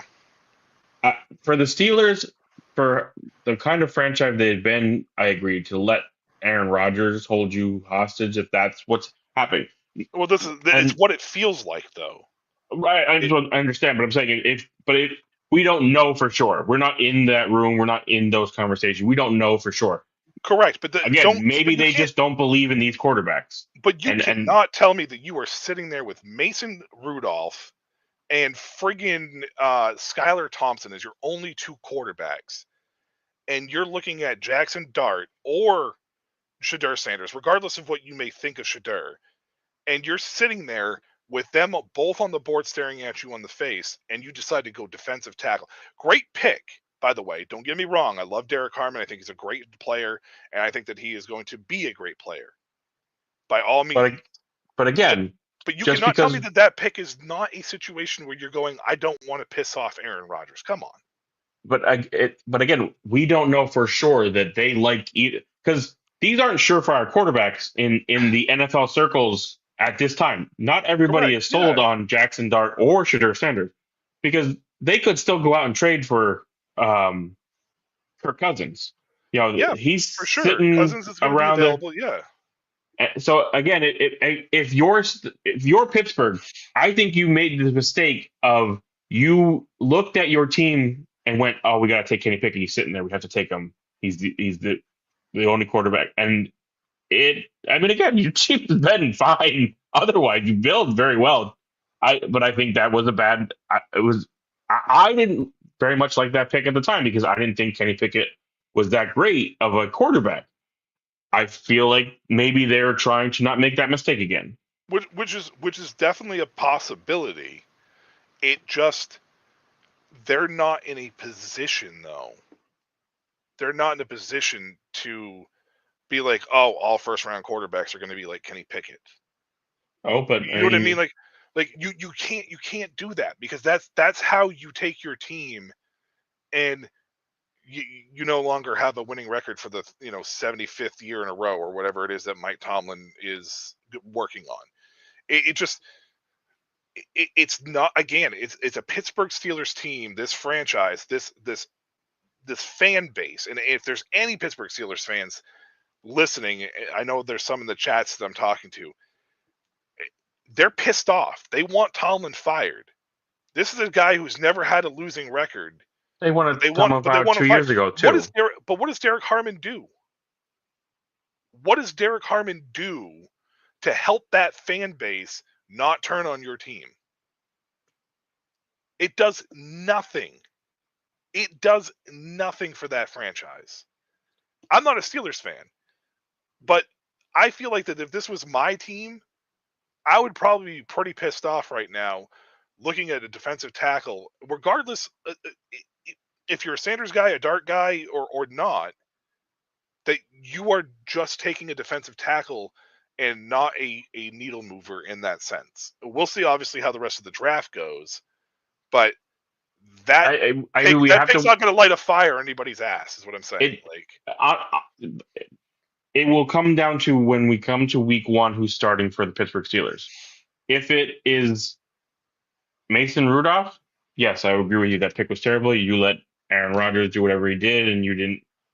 If it's someone else that, it's not hard to be better than Mason Rudolph, but better than Mason Rudolph, then I don't look at it the same way. I look at they didn't like the quarterbacks and they went a different way. Let's talk about Shane's thing about the Ram, because I 100% believe. Oh yeah, I mean, it's not a lock, but I definitely think if they like Jackson Dart, they will draft him. Yeah. If Dart to be gets to the the successor. Rams, yeah. And I think it's a great fit. Yes, You know what I mean? Like, I think it's a great fit because and it gets them the 5th-year option. Gives them the 5th-year option. Stafford will be around for 2 more years. He was already contemplating retirement, so 2 years may not even be the case. Maybe it's this year and that's it. Yeah, maybe it's this year and it's it. So Dart learns underneath one of the greatest quarterbacks to ever play the game. He has a very quarterback-friendly head coach, a very good system with a very good, playmakers around him. So I think it's fantastic spot if Jackson Dart ends up with the Rams. And I think he's a better fit for that system than Shadur is. Yes. Oh yeah. I don't think it's for them. I don't think it's a question of Shadur or Dart. I think for them it's probably Dart or just a different player, because I don't think Shadur fits into that system at all. No, I don't think he does either. And there's The still Chargers about the timeout here. No, I don't think they're going to time out. I think that this is just. They're at 0 on mine. Oh, the pick is supposedly in, but they hit zeros. So we're aware. It's all theatrics. This is interesting though, like because a lot of people believed tight end for the Chargers, thinking Loveland would be there. I didn't have Loveland that far down. Who did you have for the Chargers? What was a consensus for you pick wise? I had Matthew Golden in one of them for me, and okay. then I had Omarion Hampton a couple times if he had gotten past Denver. Well, both are here. Who do you think they would take here between those two? Honestly, probably Golden. They need another receiver. I mean, Ladd McConkey's not a true wide receiver 1. I'm sorry, he's not. He had a great year last year, but he's not a true wide receiver 1. And you want to get him help. You don't want him to just be that kind of receiver anyway. And they don't really have. I mean, Quentin Johnston, had flashes last year, but I mean, how much longer are they going to wait on him? It's a new coaching staff, and I don't think they're tied to him, so they could easily let him walk, no problem. Well, and let's not. Johnston, Golden, and McConkey are 3 different wide receivers all around. Right? Yeah, for sure. Golden is the speed guy, take the top off, do kinds of things like that. Johnston's the big possession style wide receiver. If you can get him, to get his hands right, you have that, and then you have your 100 possibly catch guy each season if that's what Ladd keeps doing, and so I think Golden fits very well for this team overall. I think Omarion Hampton does too. Najee's only on a 1-year deal. Any running back might fit this offense. 9.5 million, and Greg Roman is not afraid to use 2 running backs. So, no, not at all. And I think that Hampton and Najee are different enough that they can complement each other in this offense as well. So, I think they're similar. I think wide receiver is a bigger need here than running back. Just personally, I completely agree with that. For sure. So, yeah, it's definitely a possible spot here for Matthew Golden. I had Egbuka here too a couple times. I think I didn't expect him to go to you guys at Tampa Bay. So I don't like that fit. I wouldn't. Egbuka I don't think fit as well because him and Ladd are I think a little too similar in play style. But there you go. You got your running back here, and we all know that Greg Roman that system with Harbaugh, they would like to run the ball, and Hampton is more of a pure running back than um, Henderson is, and I think he fits this system better than Henderson would. Henderson, I think, is a little bit better of a overall playmaker than Hampton is, but I think Hampton is a solid running back. I don't think there's much of a separation. I don't think it's as much of a separation between Hampton and Genty as people think it is. Hampton produced just as well on a much worse team. Like, let's face it. I mean, North Carolina was not very good last year, and Hampton, Hampton played really, really well. I mean, what did he have overall? It was like 1,800 yards, I think, combined, maybe more.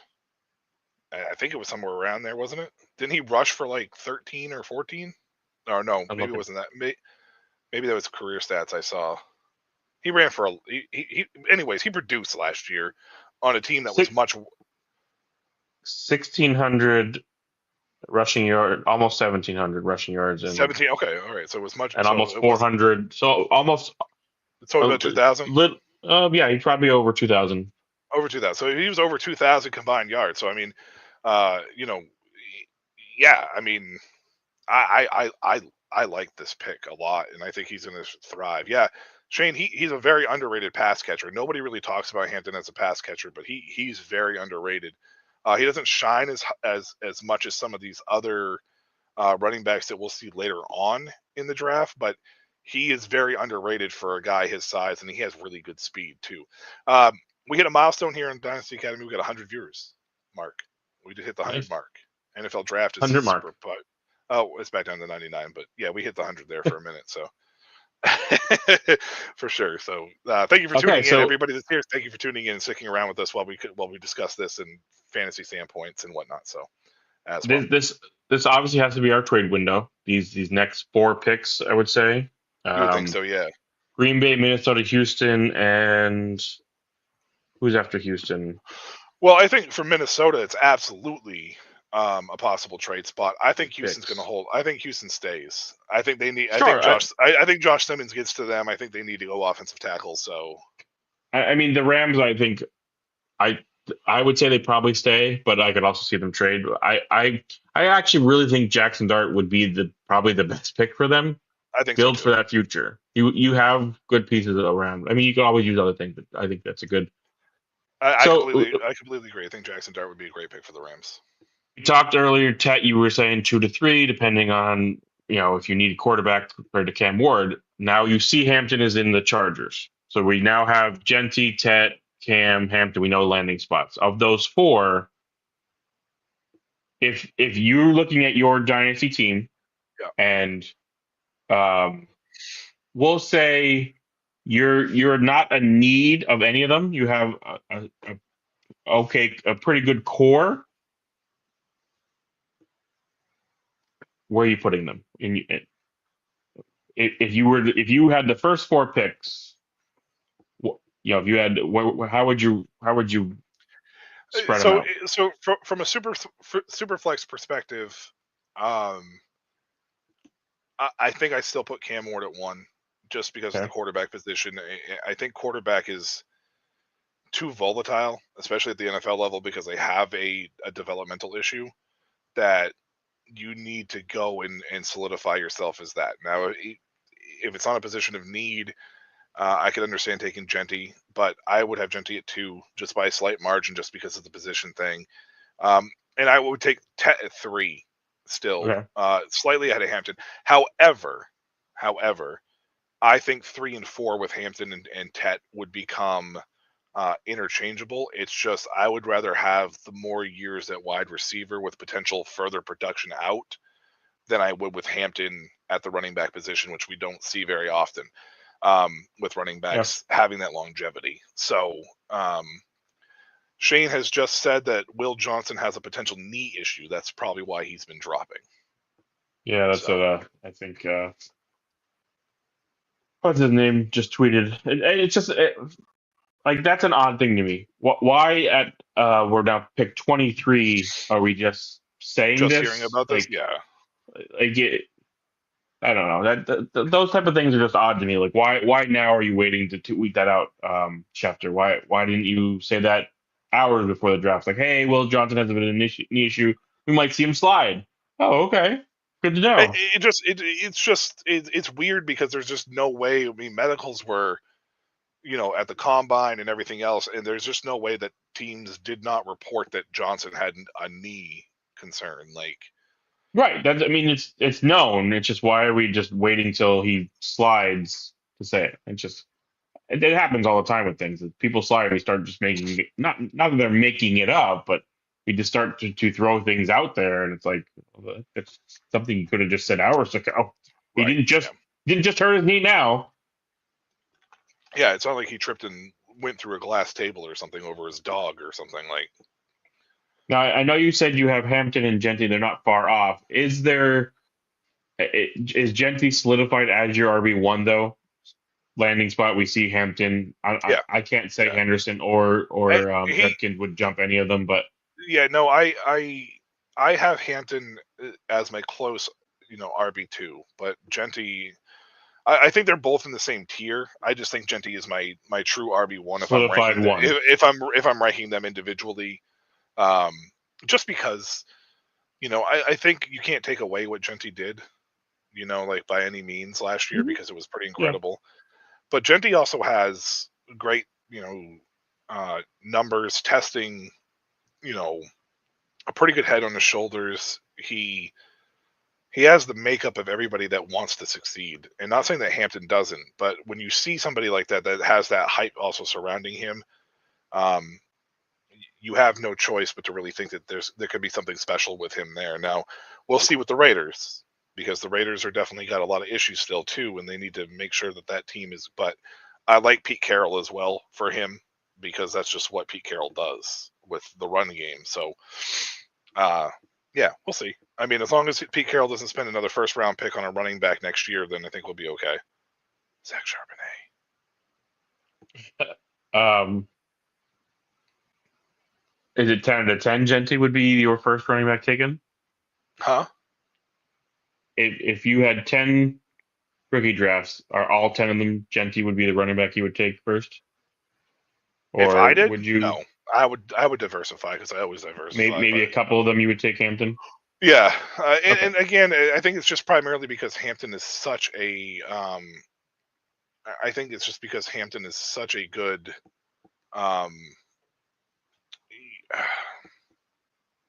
Long-term guy. So, that's basically the way that I know. Shane, you're a Raiders fan. It's just the way that is. But,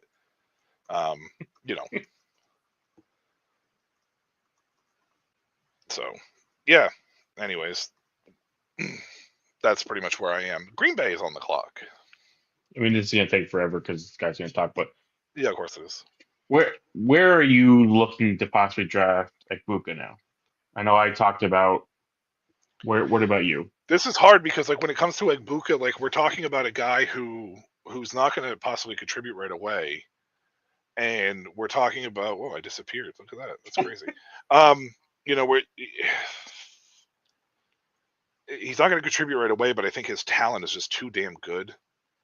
So, between 5 and 8, I'd say maybe 6 and 8, but. And is that where you probably had him before anyway? Yeah, it was somewhere right in the middle anyway. Like, I mean, I do.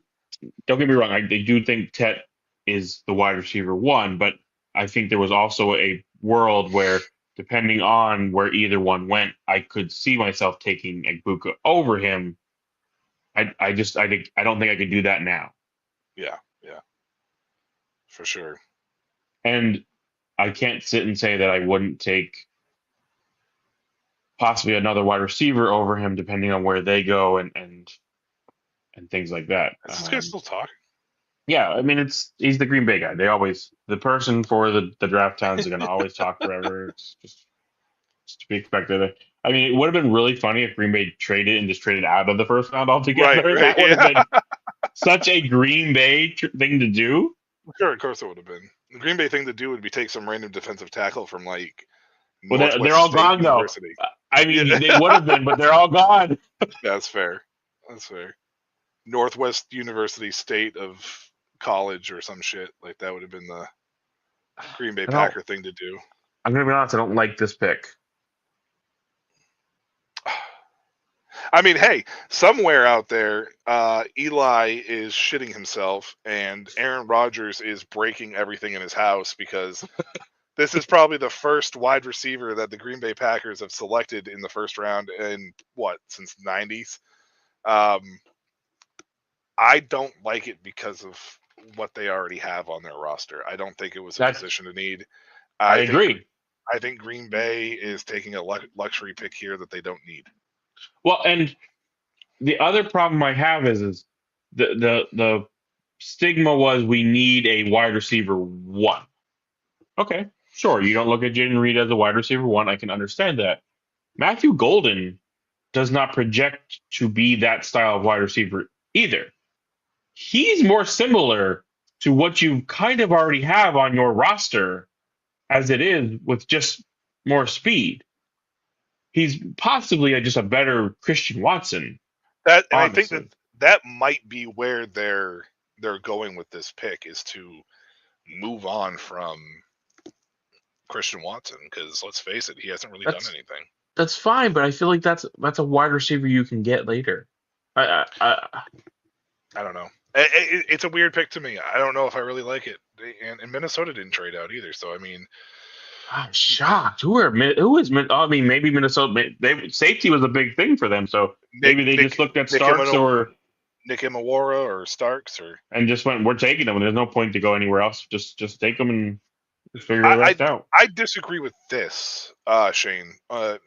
Just because I think he's, even if he doesn't project as a wide receiver one, he's not going to be a dominant wide receiver one, but he is going to be a guy who I think is going to be a very, very, very, very good and productive wide receiver for years. Yes. Now here's my problem though. Green Bay. It's cold. He played at Houston and he played at Texas, and I think he's from Texas. How does he handle the cold weather? That really becomes my question, right? Like, Christian Watson at least played in North Dakota, but they play in a dome. So I disagree with the Watson 2.0 because Watson coming out was very raw. Yeah, he was very raw. I think Golden's a lot more polished. High talent. Watson had huge athleticism.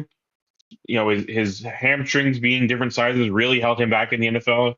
If he really could have got that figured out, I think could have been better. But you know, it is what it is.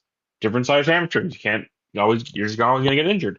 Where I think Golden is just way more polished. But that team, I don't think this is the right choice. And I'm not sitting here saying Jaden Higgins is a true wide receiver one. I just think he's a better fit for what you already have on that team. Reed and Golden are not that different. I just think Reed's more well-rounded, but Golden isn't that much different to me. Just a little faster, I think. I mean, this is going to really just boil down to how they're going to use him. They're going to use him on the outside and just make him do go routes all the time, because that's pretty much what they do with Christian Watson. Like, I mean, that's because again, Christian Watson didn't figure out how to be a wide receiver, I think, otherwise. So, I don't know. We'll have to see what that happens. But that feels like a luxury pick for something that doesn't need to be a luxury pick. Like, and like on top of that, you built a pretty good young wide receiver room. Like, for some reason, you guys don't like it. Not you, like Green Bay. I know what you mean. Yeah, you have a good wide receiver room. I don't know. It's interesting. I mean, I'll be honest with you. A lot of people didn't like Golden's tape, and I thought his production, but I thought his tape, he really stood out in comparison to what his production was at Texas. And I think his production was just primarily because Texas was such a run-heavy team for the most part. But I mean, he stood out every time I watched his tape. You know, he basically, his route running and quickness, and he's almost like I don't know, man. I think that he's going to be a really good player. It's just I like you said, he's like Jaden Reed. It's I very just weird. I hope It's a very the weird pick. So I hope the effort is going to be there for him because it's tough watching Texas wide receivers sometimes because I don't know if it's a system thing that they're not always the most engaged wide receiver group out there. right. I mean, Look at all these I people don't. leaving now. The Packers made a pick and they're out. I mean, they're going to be really mad if Green Bay trades back into the first round. I don't see that happening. No, I don't see it either. But I'm just saying. I mean, or maybe they're leaving because it's Minnesota that's on the clock and they don't care. Holy fucking beast! What is with? So I, Minnesota. I'm just offensive guard just must not be very deep of this class, and teams just like we're gonna get one now. So this is a very interesting pick though with this because um, We Minnesota have a needs trade. offensive line help. Oh, hold on. The Giants just traded in. With who? Houston? Yeah. Wow, Houston, huh? I mean, we talked about them being possible. Yeah. They just lost another offensive guard right in front of them. But Simmons is still on the board though. Sure, but all three guards are gone now. Yes, but I think tackle's a little deeper. So if you think you can get a tackle later on, then Maybe this is the Shadur pick or the Jackson or Dart pick. Dart. Well, actually, Yeah, I did see a thing. I did see a thing that said that the Giants they out. You know what? This could be Dart because this is the reason why they jumped the Rams. yes, it could. I mean, But I saw a thing that the Giants said that Dart was like their preference at the quarterback position right before the draft came on this year. So tonight. So I mean, he'd be my preference also. yeah, he'd be mine too. Like I and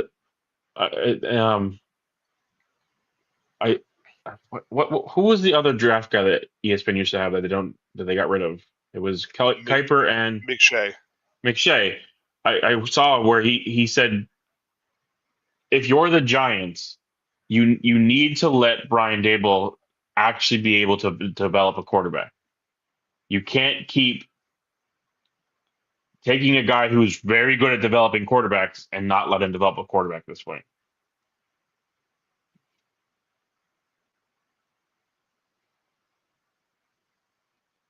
I mean, could it be Shadur though?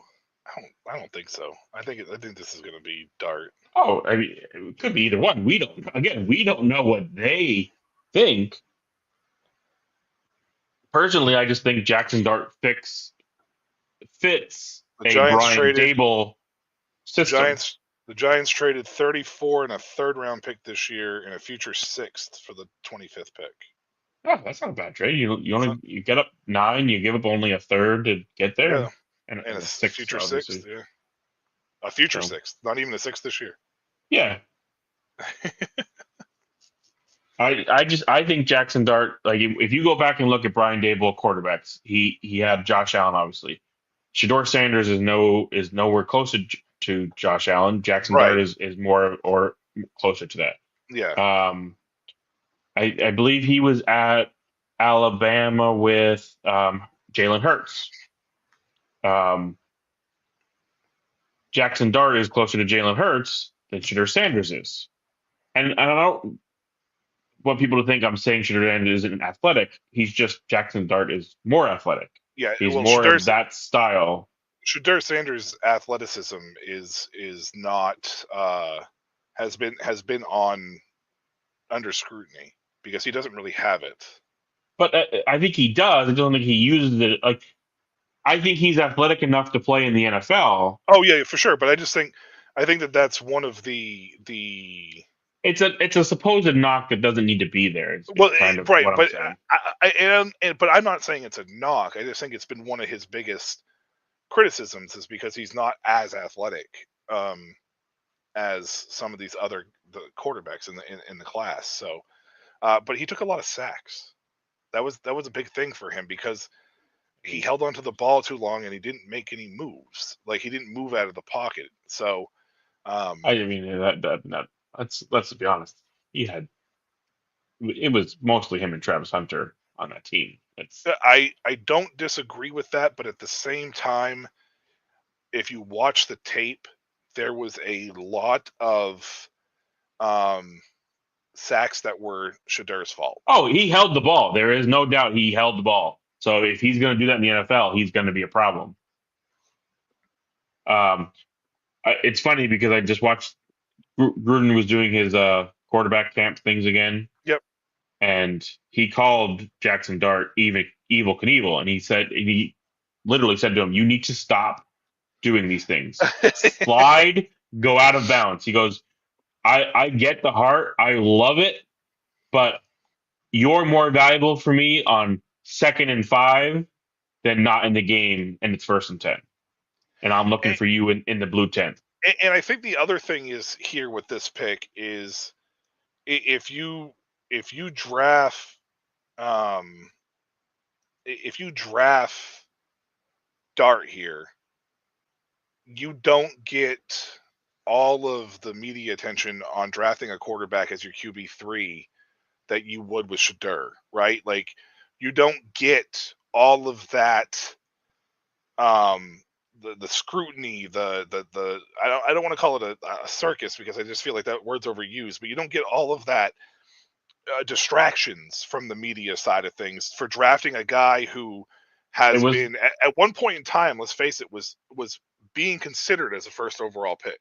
Yep. And you don't get all of that because Dart doesn't bring that with you, and you can develop Dart as even if he is your QB3 for this year. And I think that's a smarter choice than drafting Shadur here. If Wilson/Winston struggle, people are going to instantly call for Shadur Sanders. The same will not happen with Jackson Dart, I do not believe. Some people will obviously do it just because, but I don't think it's going to be the same for sure. level. And let's not forget, there was, and I know he signed a contract extension with Colorado and he calls it his home. Da da da da.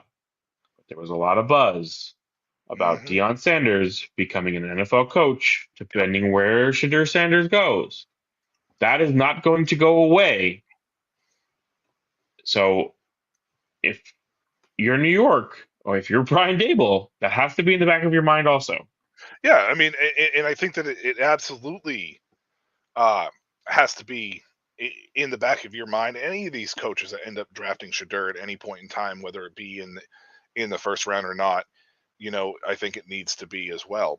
Shane just said there was the Atlanta Falcons just traded back up with the Rams.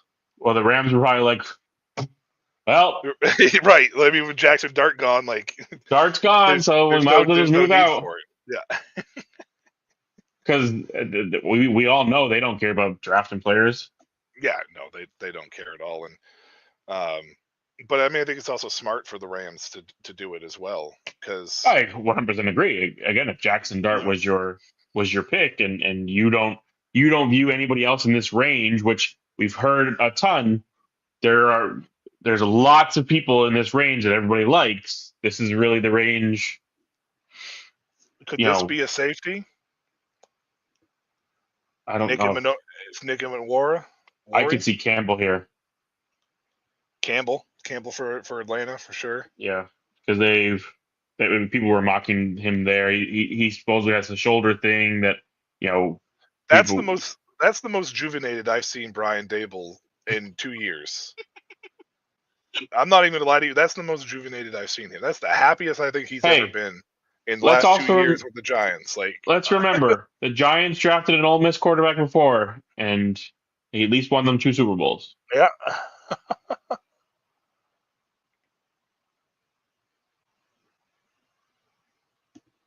I'm just curious though. Like, doesn't give us the trade for the Rams yet. What it is.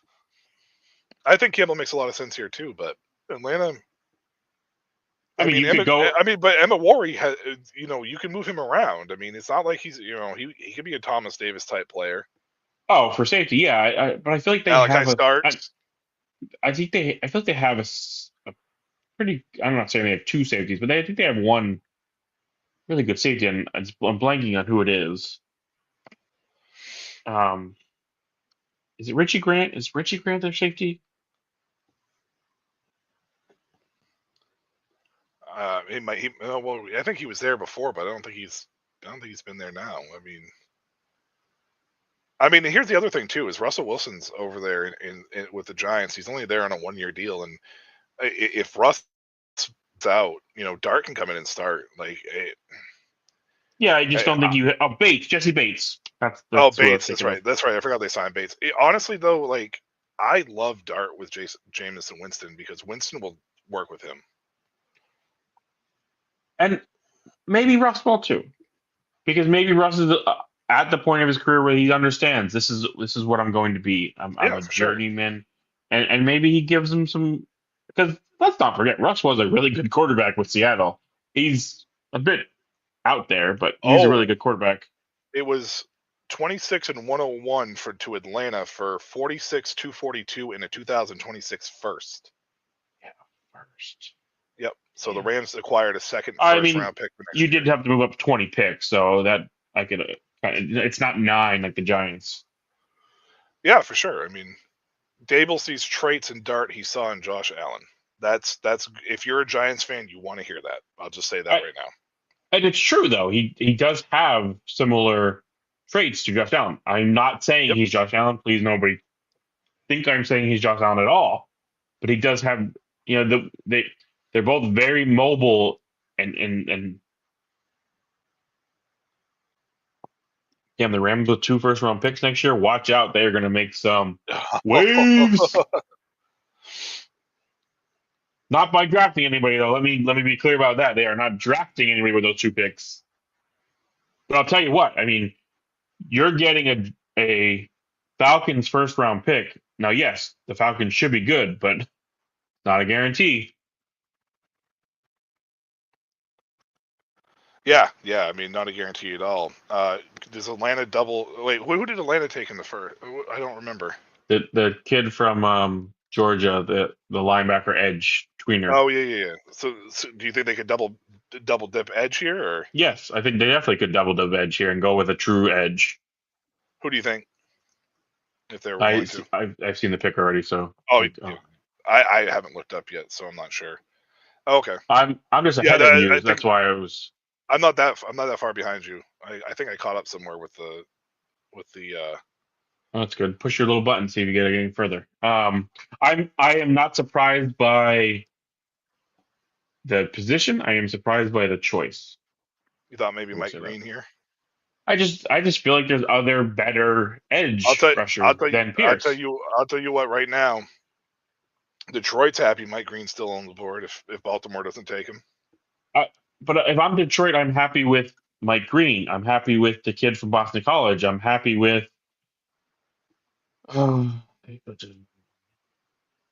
It's not even just that there's still Mike Green. There's still options. Yeah.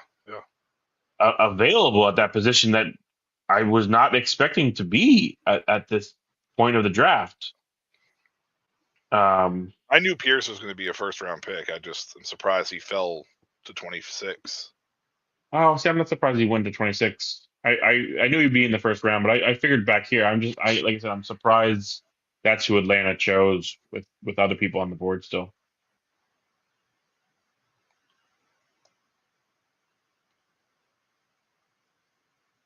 But I mean, I was surprised. I'm not surprised Shamar Stewart went as high as he did. Again, just surprised of where he went.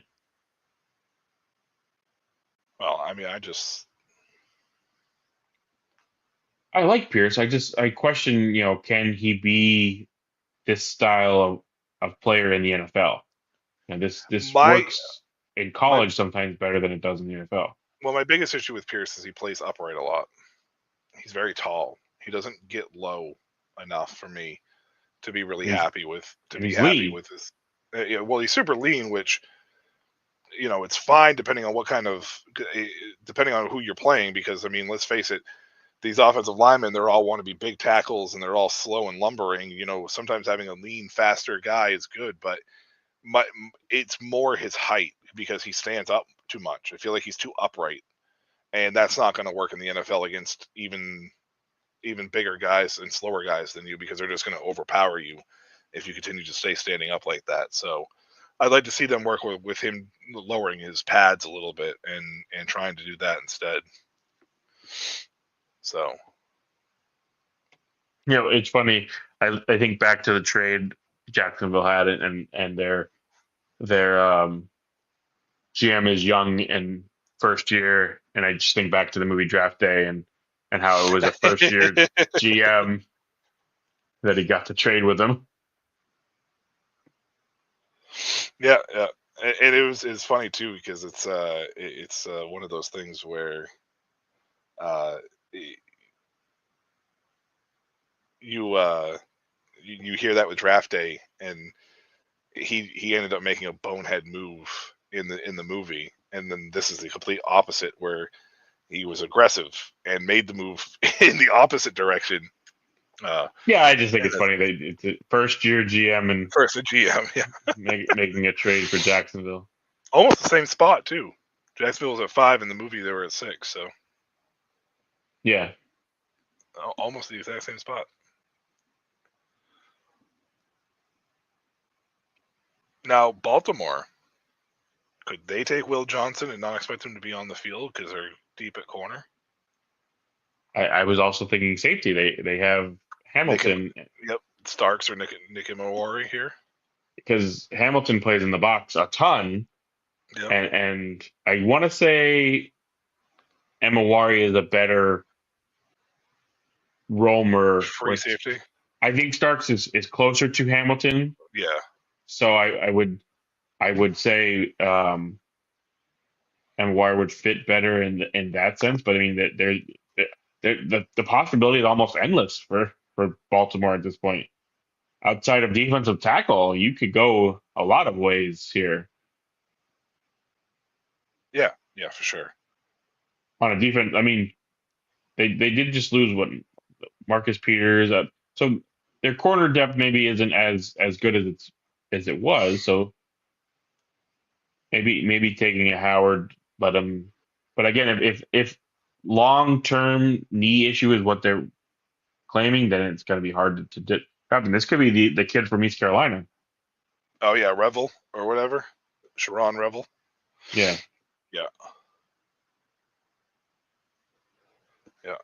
This will be interesting to see what happens here as far as these back half here, because Washington, it was reported, is very much possibly looking to trade out too. So this could be a trade out spot for them coming up. Well, and if you look at kind of their need, wide receiver with Ekbuka would have been a good choice, but that's not there. They also need edge though, and if Green does fall to them, I think they could go. I think they'll hold pat. Well, and I agree, edge. But now you look at, okay, well, if Baltimore and Detroit possibly go edge, what's left for you? Is it worth that pick? Well, so the guy from Boston College, Jonathan as a Reiku or whatever, could slide out of the first round with the way this draft is going. Oh, 100%. So, even though Philadelphia is most likely to try to take an edge at that spot, I feel like Philadelphia also could be a trade out spot at 32, and Washington could trade back to like the front half of the second round and still land Ezra Riku and acquire draft picks in the process as well. I trust Adam Peters enough. We have to think somebody. I mean, maybe Cleveland possibly moves back in to get Shadur to get that 5th-year option. Yep. Maybe nobody does, and that's the other thing too, is like when you take a look at Washington and you start taking a look at 29, 30, 31, 32, like those teams, they have needs obviously, but they're also not teams that are not comfortable enough to trade back if they don't need a pressing need. Now, Washington, I mean, you could say it for Detroit too, but I feel like Detroit definitely needs D-line. I think I don't see out of the 6 teams still left, 5 teams still left to pick. Detroit is probably the only one I won't see trade out, because I agree with that. Where they're sitting now, there I think are 2 defensive ends sitting there. Yeah. That just take whichever, if the Ravens took one, take the other one and be happy. But let's also not forget, Las Vegas is sitting there at pick 37. Right. There's no reason they don't trade up. So it's Malachi Starks. I, I think for Baltimore, you take the player that you think is the best fit on the board. Yep, I agree. I mean, and to be honest with you, too, Starks. I misspelled his name. I apologize to Malachi if he ever sees this, which he won't, but if he does, um, you know, if this Baltimore needs a guy who is fast enough and dynamic enough to make up for what Hamilton lacks in yes, makeup speed. yes, Starks has that, and it sticks out on yes, tape. And they definitely need it when they're dealing with the Cincinnati Bengals. Because let's face yeah, it, those two, between Chase and and and, Higgins, and you have Gesicki there now too, so you have yeah. a athletic tight end to fit into that also. But this is what stood out on tape for me with Starks right here is he was able to play man to man against guys and run with them. He's And he's so he's a versatile player. He could be your slot corner. He could be your free safety. he's You also really can smart too. you can drop him into the box to tackle along with Hamilton. You can have Hamilton play that linebacker safety role where Starks is your safety. It just gives you versatility on defense. Yeah. And Starks is a smart player. I mean, he's a very smart player. I mean, he basically anchored a Georgia team that was loaded with NFL talent, and he still stood out on tape. Didn't he do it for like his entire career, even as like a true freshman? Yeah, from a true freshman on, he started right off the jump. So, And was there wasn't the name guy that everybody knew, but was like literally their guy that held it all together. yeah, I mean, he was honestly the guy I was hoping Tampa would take at 19. And the other thing with this too is this is such a Ravens pick. Yeah, it really is. This is. This is a Ravens player. He's already there's not a when you take a look at guys and you look at this draft board. If you're not watching this live and you're just going down, any fan that didn't able to watch this live and they go down and they go, oh, Malachi Starks Ravens, that makes sense. It's just you're just reading off the names and you're just like, oh yeah, that's such a Ravens pick. The Lions wasted no time at all, Shane. No, I'm not surprised. Ran to the podium. There are two defensive ends that are both first round talents.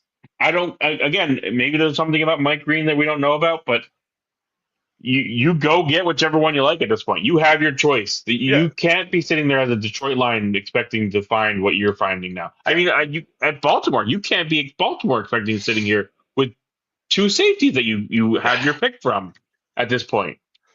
They ran to the podium. I mean that was probably the fastest pick of the first round. I don't know. San Fran got theirs in pretty quick too. When Walker was still sitting there, they were like, "No, we're good. We got it. Here you go." Williams there. Now you're fucking it up. I fucked it up. You had me all. You were giving me all the names earlier. Oh, you're gonna blame me now. Okay. Of course. The Raiders are gonna trade in at 29, Shane, with Washington. They're gonna give up your next 3 first-round picks for the next 3 years. And then they're going to draft a dude. They're going to draft Shadur Sanders. I'm just waiting to see what Shane's reaction is on that. I might get cracker juice thrown at me if that happens. Cracker juice.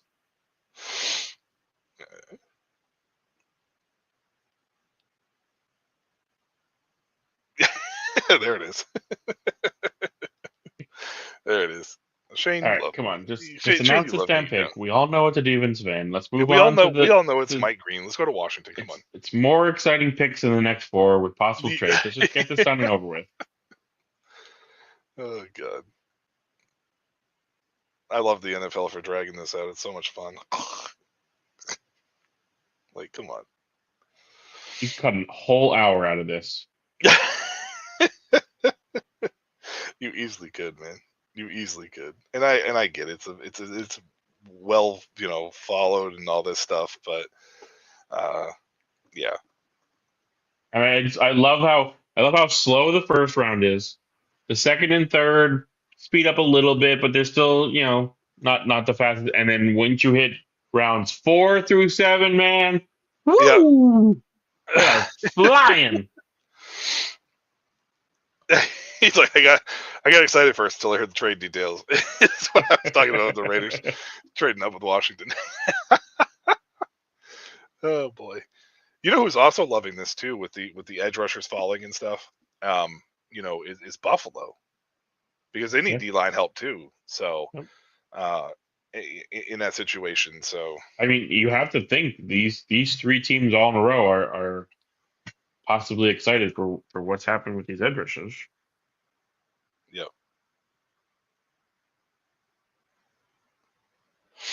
yeah, for sure. So, Well, we were wrong.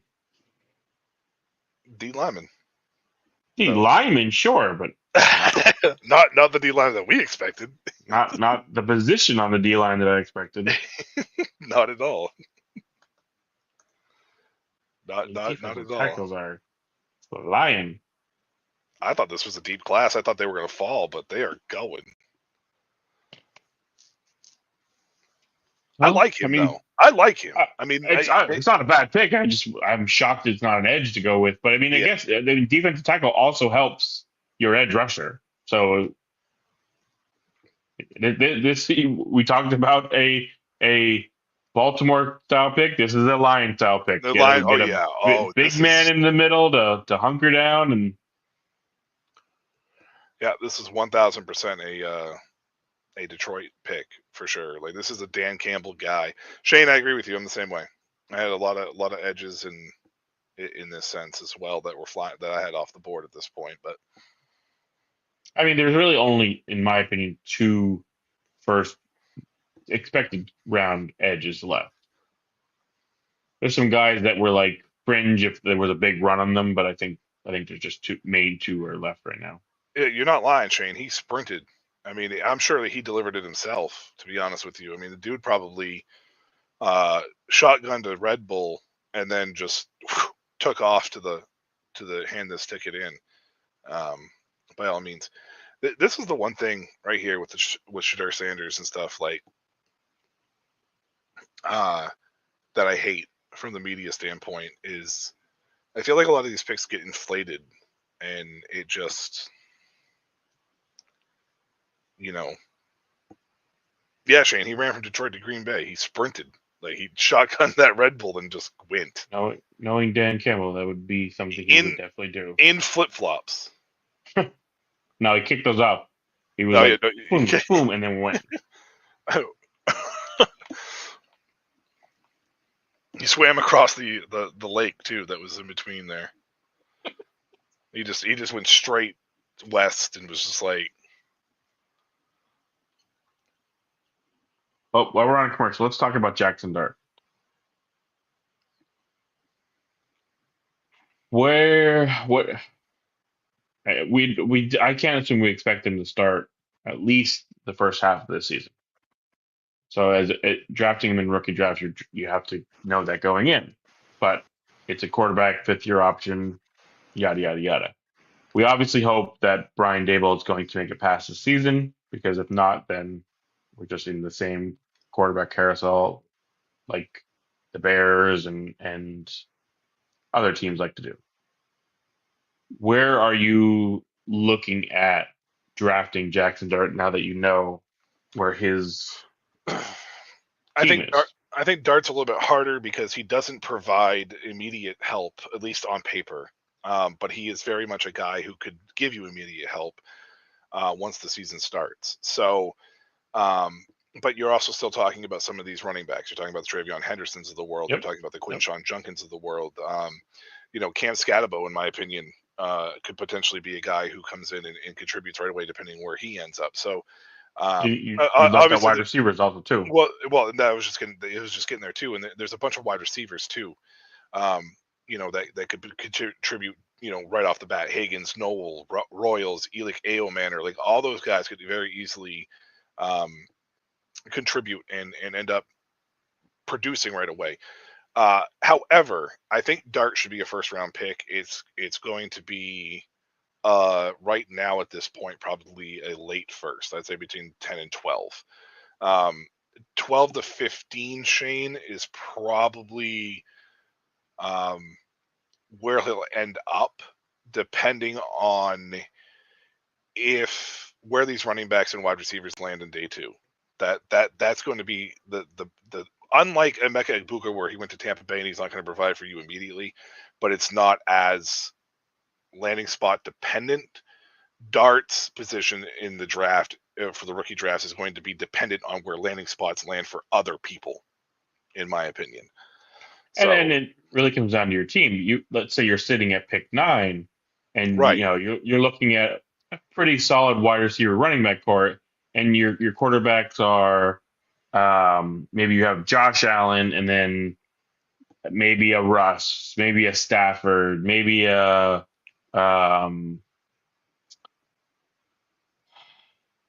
another older, maybe established for now, but who knows past the season kind of guy. That's a good spot to take them because you're probably looking at least next year possibly being the starter. So it comes down when in that part of the draft. I don't know if 9 I could make a case because if you're at 8, if that was your pick, then yeah. you were a fringe just team, but you clearly weren't good enough. I think it just depends on where you're at, because if you're at pick 8 or 9 and you're comfortable at quarterback and for a couple of years and don't mind sitting and waiting, I think Dart's a great spot to take there. Washington didn't trade. They did not. They made their pick.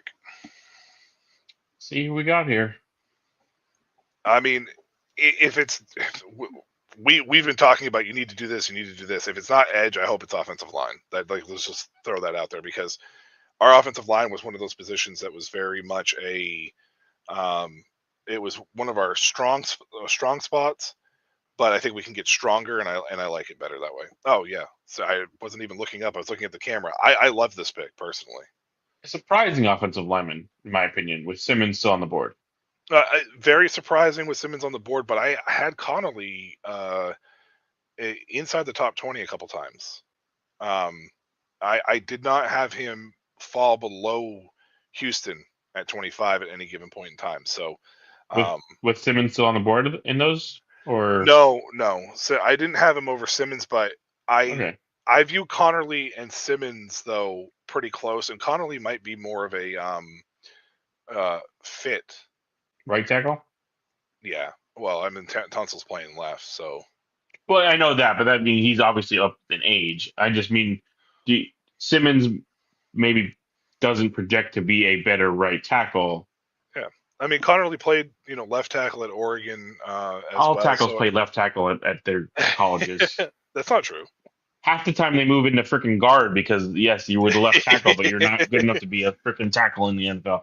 I don't worry about where you played it in college. But I understand that, but it still shows that he can play on the left side if he does get. Yeah, sure. I wonder if they viewed him better to be a right tackle over the next couple of years. Oh yeah, probably. I mean, then Simmons, maybe Simmons doesn't project to be a right tackle. Our right tackle last year was a rookie, but he was like a 6th round pick, and he committed a ton of fouls, and he also gave up a ton of pressures. So, who was your left tackle? That's a good question. Is he still on the team? I know Chenzel's there now, so he's not going to be the left tackle. I think he was only on a 1-year deal. Let me. Oh, okay. I can pull it up right quick. I have the. I mean, for Washington, I know edge is a need. I don't think it's like the most pressing need. Oh well, I do, because it's just Dietrich Wise and Dorrance Armstrong. Like, I mean, how many? That doesn't really help me in that sense, but Brandon Coleman was the right tackle last year that gave up a bunch of things. I don't believe our left tackle was on the roster from last year. I don't see him. But we also signed Nick Allegretti from Kansas City last year, and should hopefully be healthy this year. So, but I don't see our left tackle on here. So, from last year. I can't remember, or left tackle. I mean, can't remember his name. But Brandon Coleman, either way, was the guy who we really kind of needed to push a little bit because he gave up a lot of pressures last year. Oh, So. Fowler isn't on your team anymore. That was your sack leader. Yeah, he went to Dallas, which I think is a terrible fit because that defensive coordinator is not good. Bills didn't trade out either. Their pick is in. Yeah, this could be Mike Green though. I mean, this could be easily a nice little fall for them. So Yeah, I mean, they were possible because you could trade back to 37 and possibly still get a good edge rusher if yep, you felt like it. But maybe, I mean, at this point, maybe nobody's moving in for Shador. it's very possible. Maybe they don't care about the fifth year option with him. I mean, if he falls out of the first and they don't take him, I'm going to say that there is a pretty good chance. It's a pretty good chance that that's because they don't view him as a starter in the NFL. Which to me, I think is a little crazy. I think he definitely is a NFL. I think it's nuts when you take a look at some of the starting quarterbacks in this league. But, that too. That too. It's just there's a chance that may be what it is, though. You know, like a lot of people don't want to talk about it because he's Shador, but there's a very good chance that very well may be what it is. I mean, I can agree he's not a top 10 quarterback. But I think he's definitely worthy to be a starting quarterback in the NFL. When you look at, like you said, other quarterbacks around the NFL, I think he definitely is better than some of them. I said, I think he's a first round talent. I don't know what his ceiling is, and I think that's probably the biggest thing for a lot of these guys is what's his ceiling. I also think, like you said earlier, the media attention that he's going to gather being on the team. It's kind of that Tim Tebow effect. You know, everybody couldn't understand why nobody was signing Tim Tebow. Not that Tim Tebow was a good quarterback, but people were not also understanding. He brought media attention unnecessarily to your team. Yeah. Well, I just think I think more so for the fact with the Giants in particular. Oh, to New York, of course. But not just New York, but they weren't going to draft Shador as a QB3 because of what it was going to bring. You know what I mean? Like 2.5, we'll say. I honestly think that if Russ had struggled, they would have turned to Winston before Shador. I think 100% they probably would. But if they had drafted him, Dart, I'm not saying Winston's a full quarterback either, though. Well, yeah. Let's be honest. He was also going to struggle whenever they turned to him. I'll be honest with you. I think right now they have two quarterbacks on roster together. Yes. Because I think Russ and Winston are probably about half a quarterback apiece. Probably. So, Buffalo Bills take Jaden Higgins, wide receiver, Iowa State. I'm very confused right now. Oh, well, why? Two things are very confusing to me now that I just seen. The Eagles traded up one pick. Right. Oh, well, I can see why now. Why that? Because they're probably trying to get a certain player. But also, Brian Dable has announced Russ as the starter. Right? Well, yeah, but that I don't think anybody, But why do you feel the need to do that right now? Is it because of Russ's ego and you can't have him out there worrying that he's not the starter? But why are we doing that right now? Well, I think that it might be just from a media like that. Somebody probably asked him from a media standpoint, and they just say we're going to have a quarterback competition going into camp. So I actually love this pick for Buffalo. I think it's a great pick for Buffalo. I still think edge was more of a need, but I don't mind this at all. Well, AJ Epinenza had a good year last year, so I just don't think they have a true edge guy like that guy. Like I think they have a very solid defensive line, but they don't have that true edge rusher. Yeah, I mean, I like this too. I like this for Buffalo though, primarily because they let like 5 secondary players walk last year. I was gonna say they've had a huge secondary turnover over the last 2 years. Huge. And they still had So it was this pick in 164 to move from 32 to 31 for the Eagles. I mean, maybe there's just an edge rusher that you really want, and you didn't want Casey to take them. It just Who's on the? I mean, who's on the board? That's like or do they need? Could they use a safety? Nick Emanora or whatever. I'm just trying to think of like who the Eagles safeties are.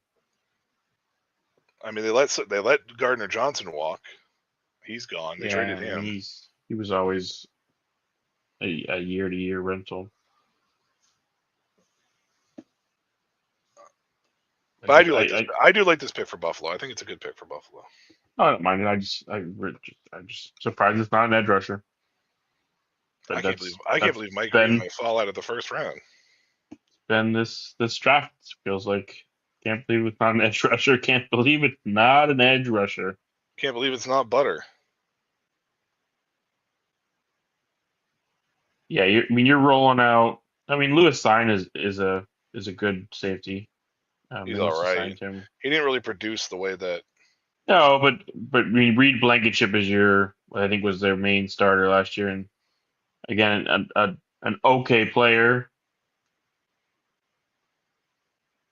So, I mean, they clearly have something they wanted, and felt that Kansas City was a possible, or maybe somebody else to trade in ahead of them was a possibility. So, I don't know. I'm not sure. I mean, who else? Oh, Jihad Campbell's still on the board. Could this be Jihad? I mean, yeah, they could. I mean, everybody actually went. I saw a lot of mock drafts where Jihad fell to them, and they're like, "Oh, there they go. They're just going to take this guy." It just falls to them because of a possible shoulder injury, and you're just people talking about because Dean got injured. You have who was the linebacker from the Saints they signed? Bond, who played really well, but obviously it was underwhelming before that. So, yeah, I mean, Mike Green, Jihad Campbell, Emma Wari, Donovan Ezuruku, yep. Offensive lineman. Lane Johnson's getting older. Yeah, I mean, I'm not sure that there's Simmons. Oh, I mean, Simmons is still sitting. That's right. Josh Simmons is still on the board. So,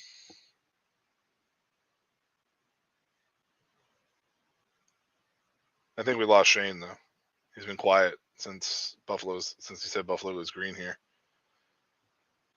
He got tired of listening to Cracker Juice and decided to move on. So that's a lot of green.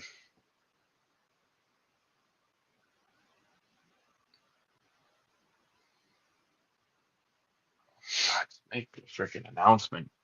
I know, right? Are we going to a commercial? We are. Oh my God. Oh God.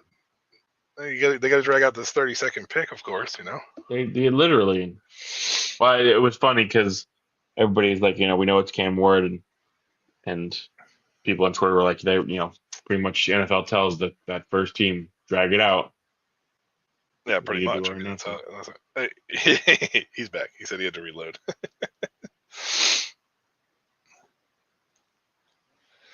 Shane, who do you think the Eagles traded up for right here from 32 to 31? What's your expert opinion in your eyes? Another corner. Will Johnson. They're going to let him sit for 2 years. I mean, hey.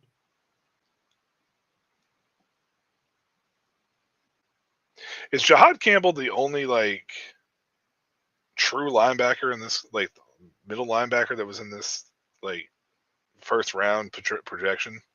First round, yes. I think he was, right? Yes, first round, yes. Because Carson Schweitzinger is essentially the number 2 that everybody pretty much. And he's been a second round guy. I agree, Shane. It's just the Bills had a lot of turnover in the secondary. They played fairly well last year, but it was ultimately their biggest weakness last year. So getting a guy like Hairston, I think, is a good pick to help solidify that. But I think Green probably would have been a better fit. And again, I think Simmons could be on the board here because Lane Johnson is getting older, and they have Jordan Maluta on the other side who got hurt last year, or he got hurt or banged up or something for a game or two. And but Simmons could be and Simmons is a great value right here. Let's talk about that for a second. Simmons is fantastic value. At And this point, offensive so tackle is a need for Kansas City. yeah, So I can understand. And Mike Green is a value in my opinion here. I mean, there's obviously something going on with him to slide this far, but I think he's great value as well. And Emma Worry. I mean, I didn't have him that much further off than Starks. I mean, safeties both fell a little bit because all these defensive tackles went, but I was going to say Starks went further back than I expected. So yeah, so I mean, I don't think Philadelphia needs a safety here, but who the hell knows with them? They can go ahead and just shore up that secondary. You're looking at the Baltimore situation again. You're just taking your best player available on your board, and because you're not a team that has a bunch of holes. Yeah.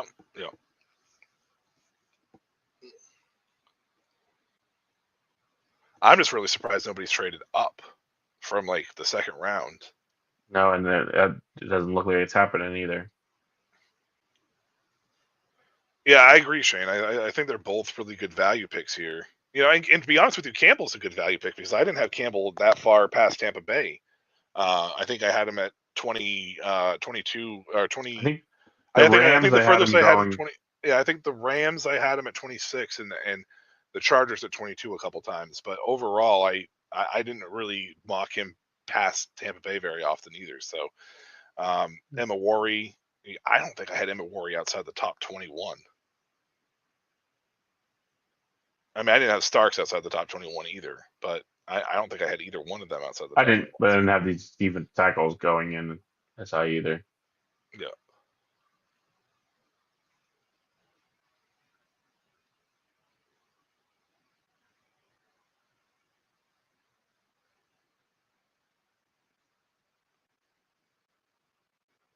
That's a very Eagles pick right there. Yep. I mean, Dean obviously has that injury. So you're losing out there. Again, Bond had a great season, but is he a one-hit wonder guy? So Yeah, right. back in linebacker backfill it. This is a value based on everything we've seen. So yeah, it's very much a value pick, and it's a very Eagles pick. I mean, with what we've seen with Howie Roseman last few years, the Chiefs wasted no time getting that pick in. And I mean, maybe the shoulder is what made him fall, but yeah, who knows?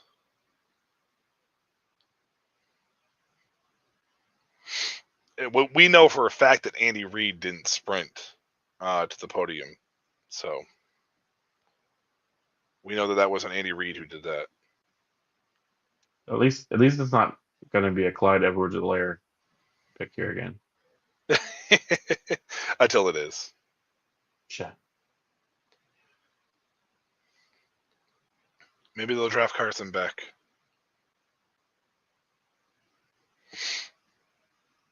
No, he's not in this draft. He decided to go to Miami instead. Probably actually smarter for him too, because I think he would have probably fallen.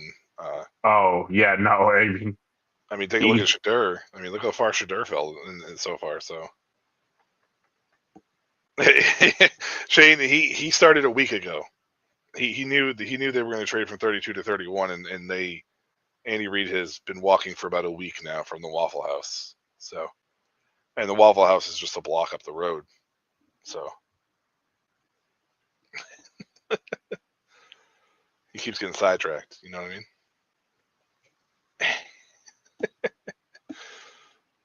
Philadelphia Eagles with Jahad Campbell. He must be ecstatic though, going to the Super Bowl champs this late, man. Oh yeah, Like go from Bama to the Bama, Georgia of the North.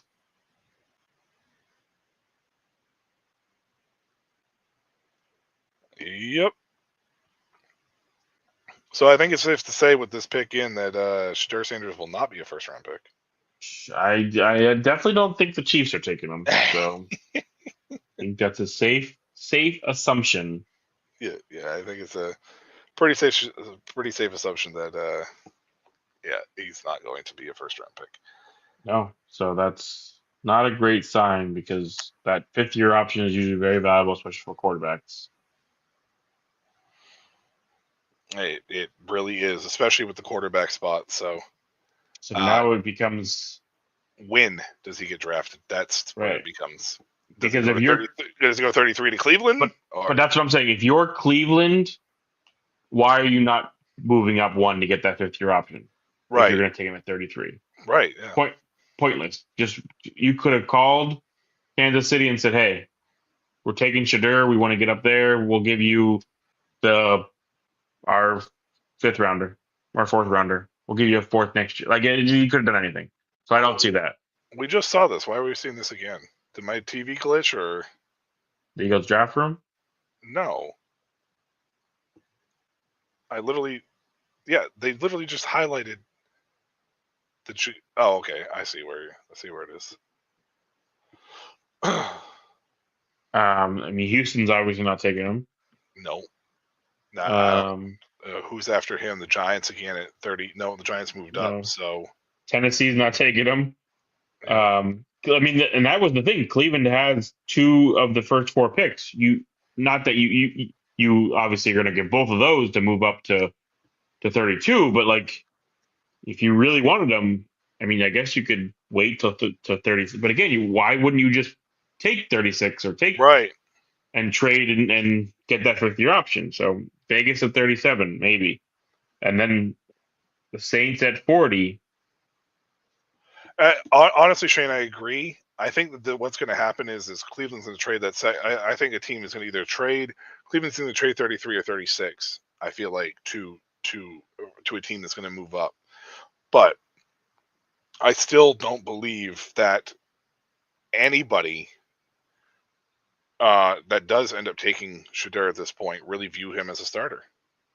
I don't, which is crazy to me. Like I said before, but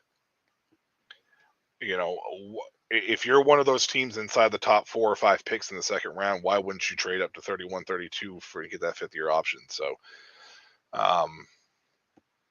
Cleveland is probably the only team that I could see possibly trading out of the front half of that second round to make a quarterback. For a Pittsburgh team doesn't have a second rounder, so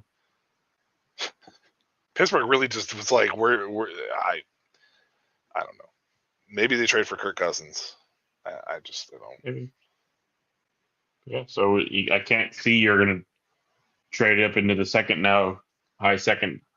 Hey, So, there he goes. Good for there he goes. Good for the Chiefs. That's a steal, in my opinion. Good, big position of need. I know they signed a tackle, but I mean they were using a freaking guard / center last year as their left tackle. So yeah, but I'm pretty sure the tackle that they signed was the dude from Jacksonville, wasn't he? Campbell, the one from Minnesota to Jacksonville. The one that they signed as a deal, but like everybody, he wasn't nearly as good. I don't know, maybe. No, but I'm saying like you were using a guard / center as your tackle last year. So who was the dude that was in Jacksonville? Jawan Taylor. No, Jawan Taylor's been there for a while. No. Maybe they didn't sign somebody. I thought it was them. Ethan Driscoll. No, not Ethan Driscoll. No. Godric? Nope, not Godric. Who was the dude that was Wyatt Morris? Nope, not Wyatt Morris. No, who was the dude in Jacksonville? The one that got hurt and then he's with the came back and they signed him to an extension and then they released him when the new GM got there. I thought he went to Kansas City, but I think they traded him to the Vikings. Was it the Vikings? Maybe it was the Vikings, yeah. I thought Ezra Cleveland got traded to the Vikings.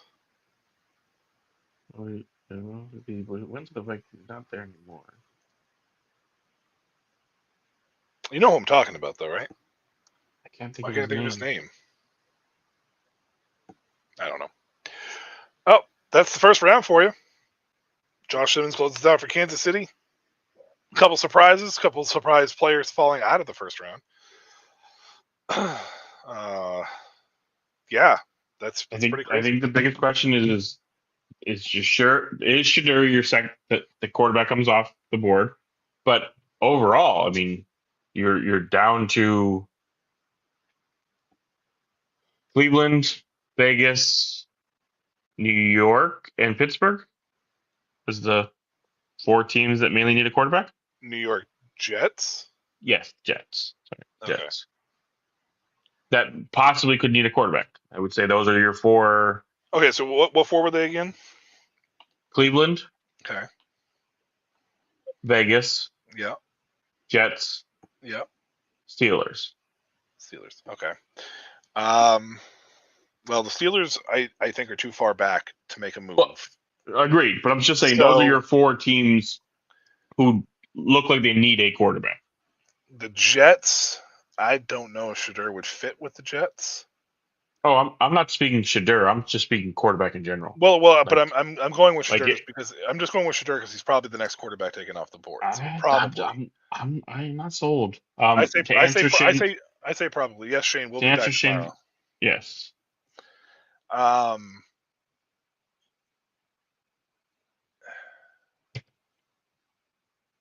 Cleveland obviously has 2 picks.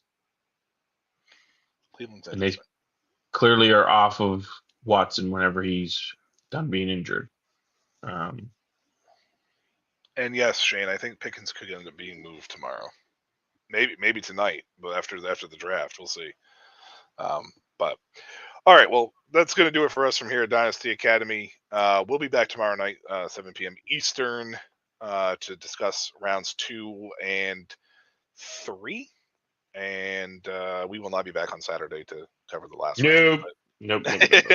But we will be following. I don't even watch it. I follow along my phone, but I don't watch. Oh, I watch, but no, I watch. I kind of tune it out though because I usually just recap the first round 955 times. But you know why I don't watch? Because it's constantly 4 picks behind they're talking about that were made, and I can't. It drives me crazy. And I can't watch it. That's fair.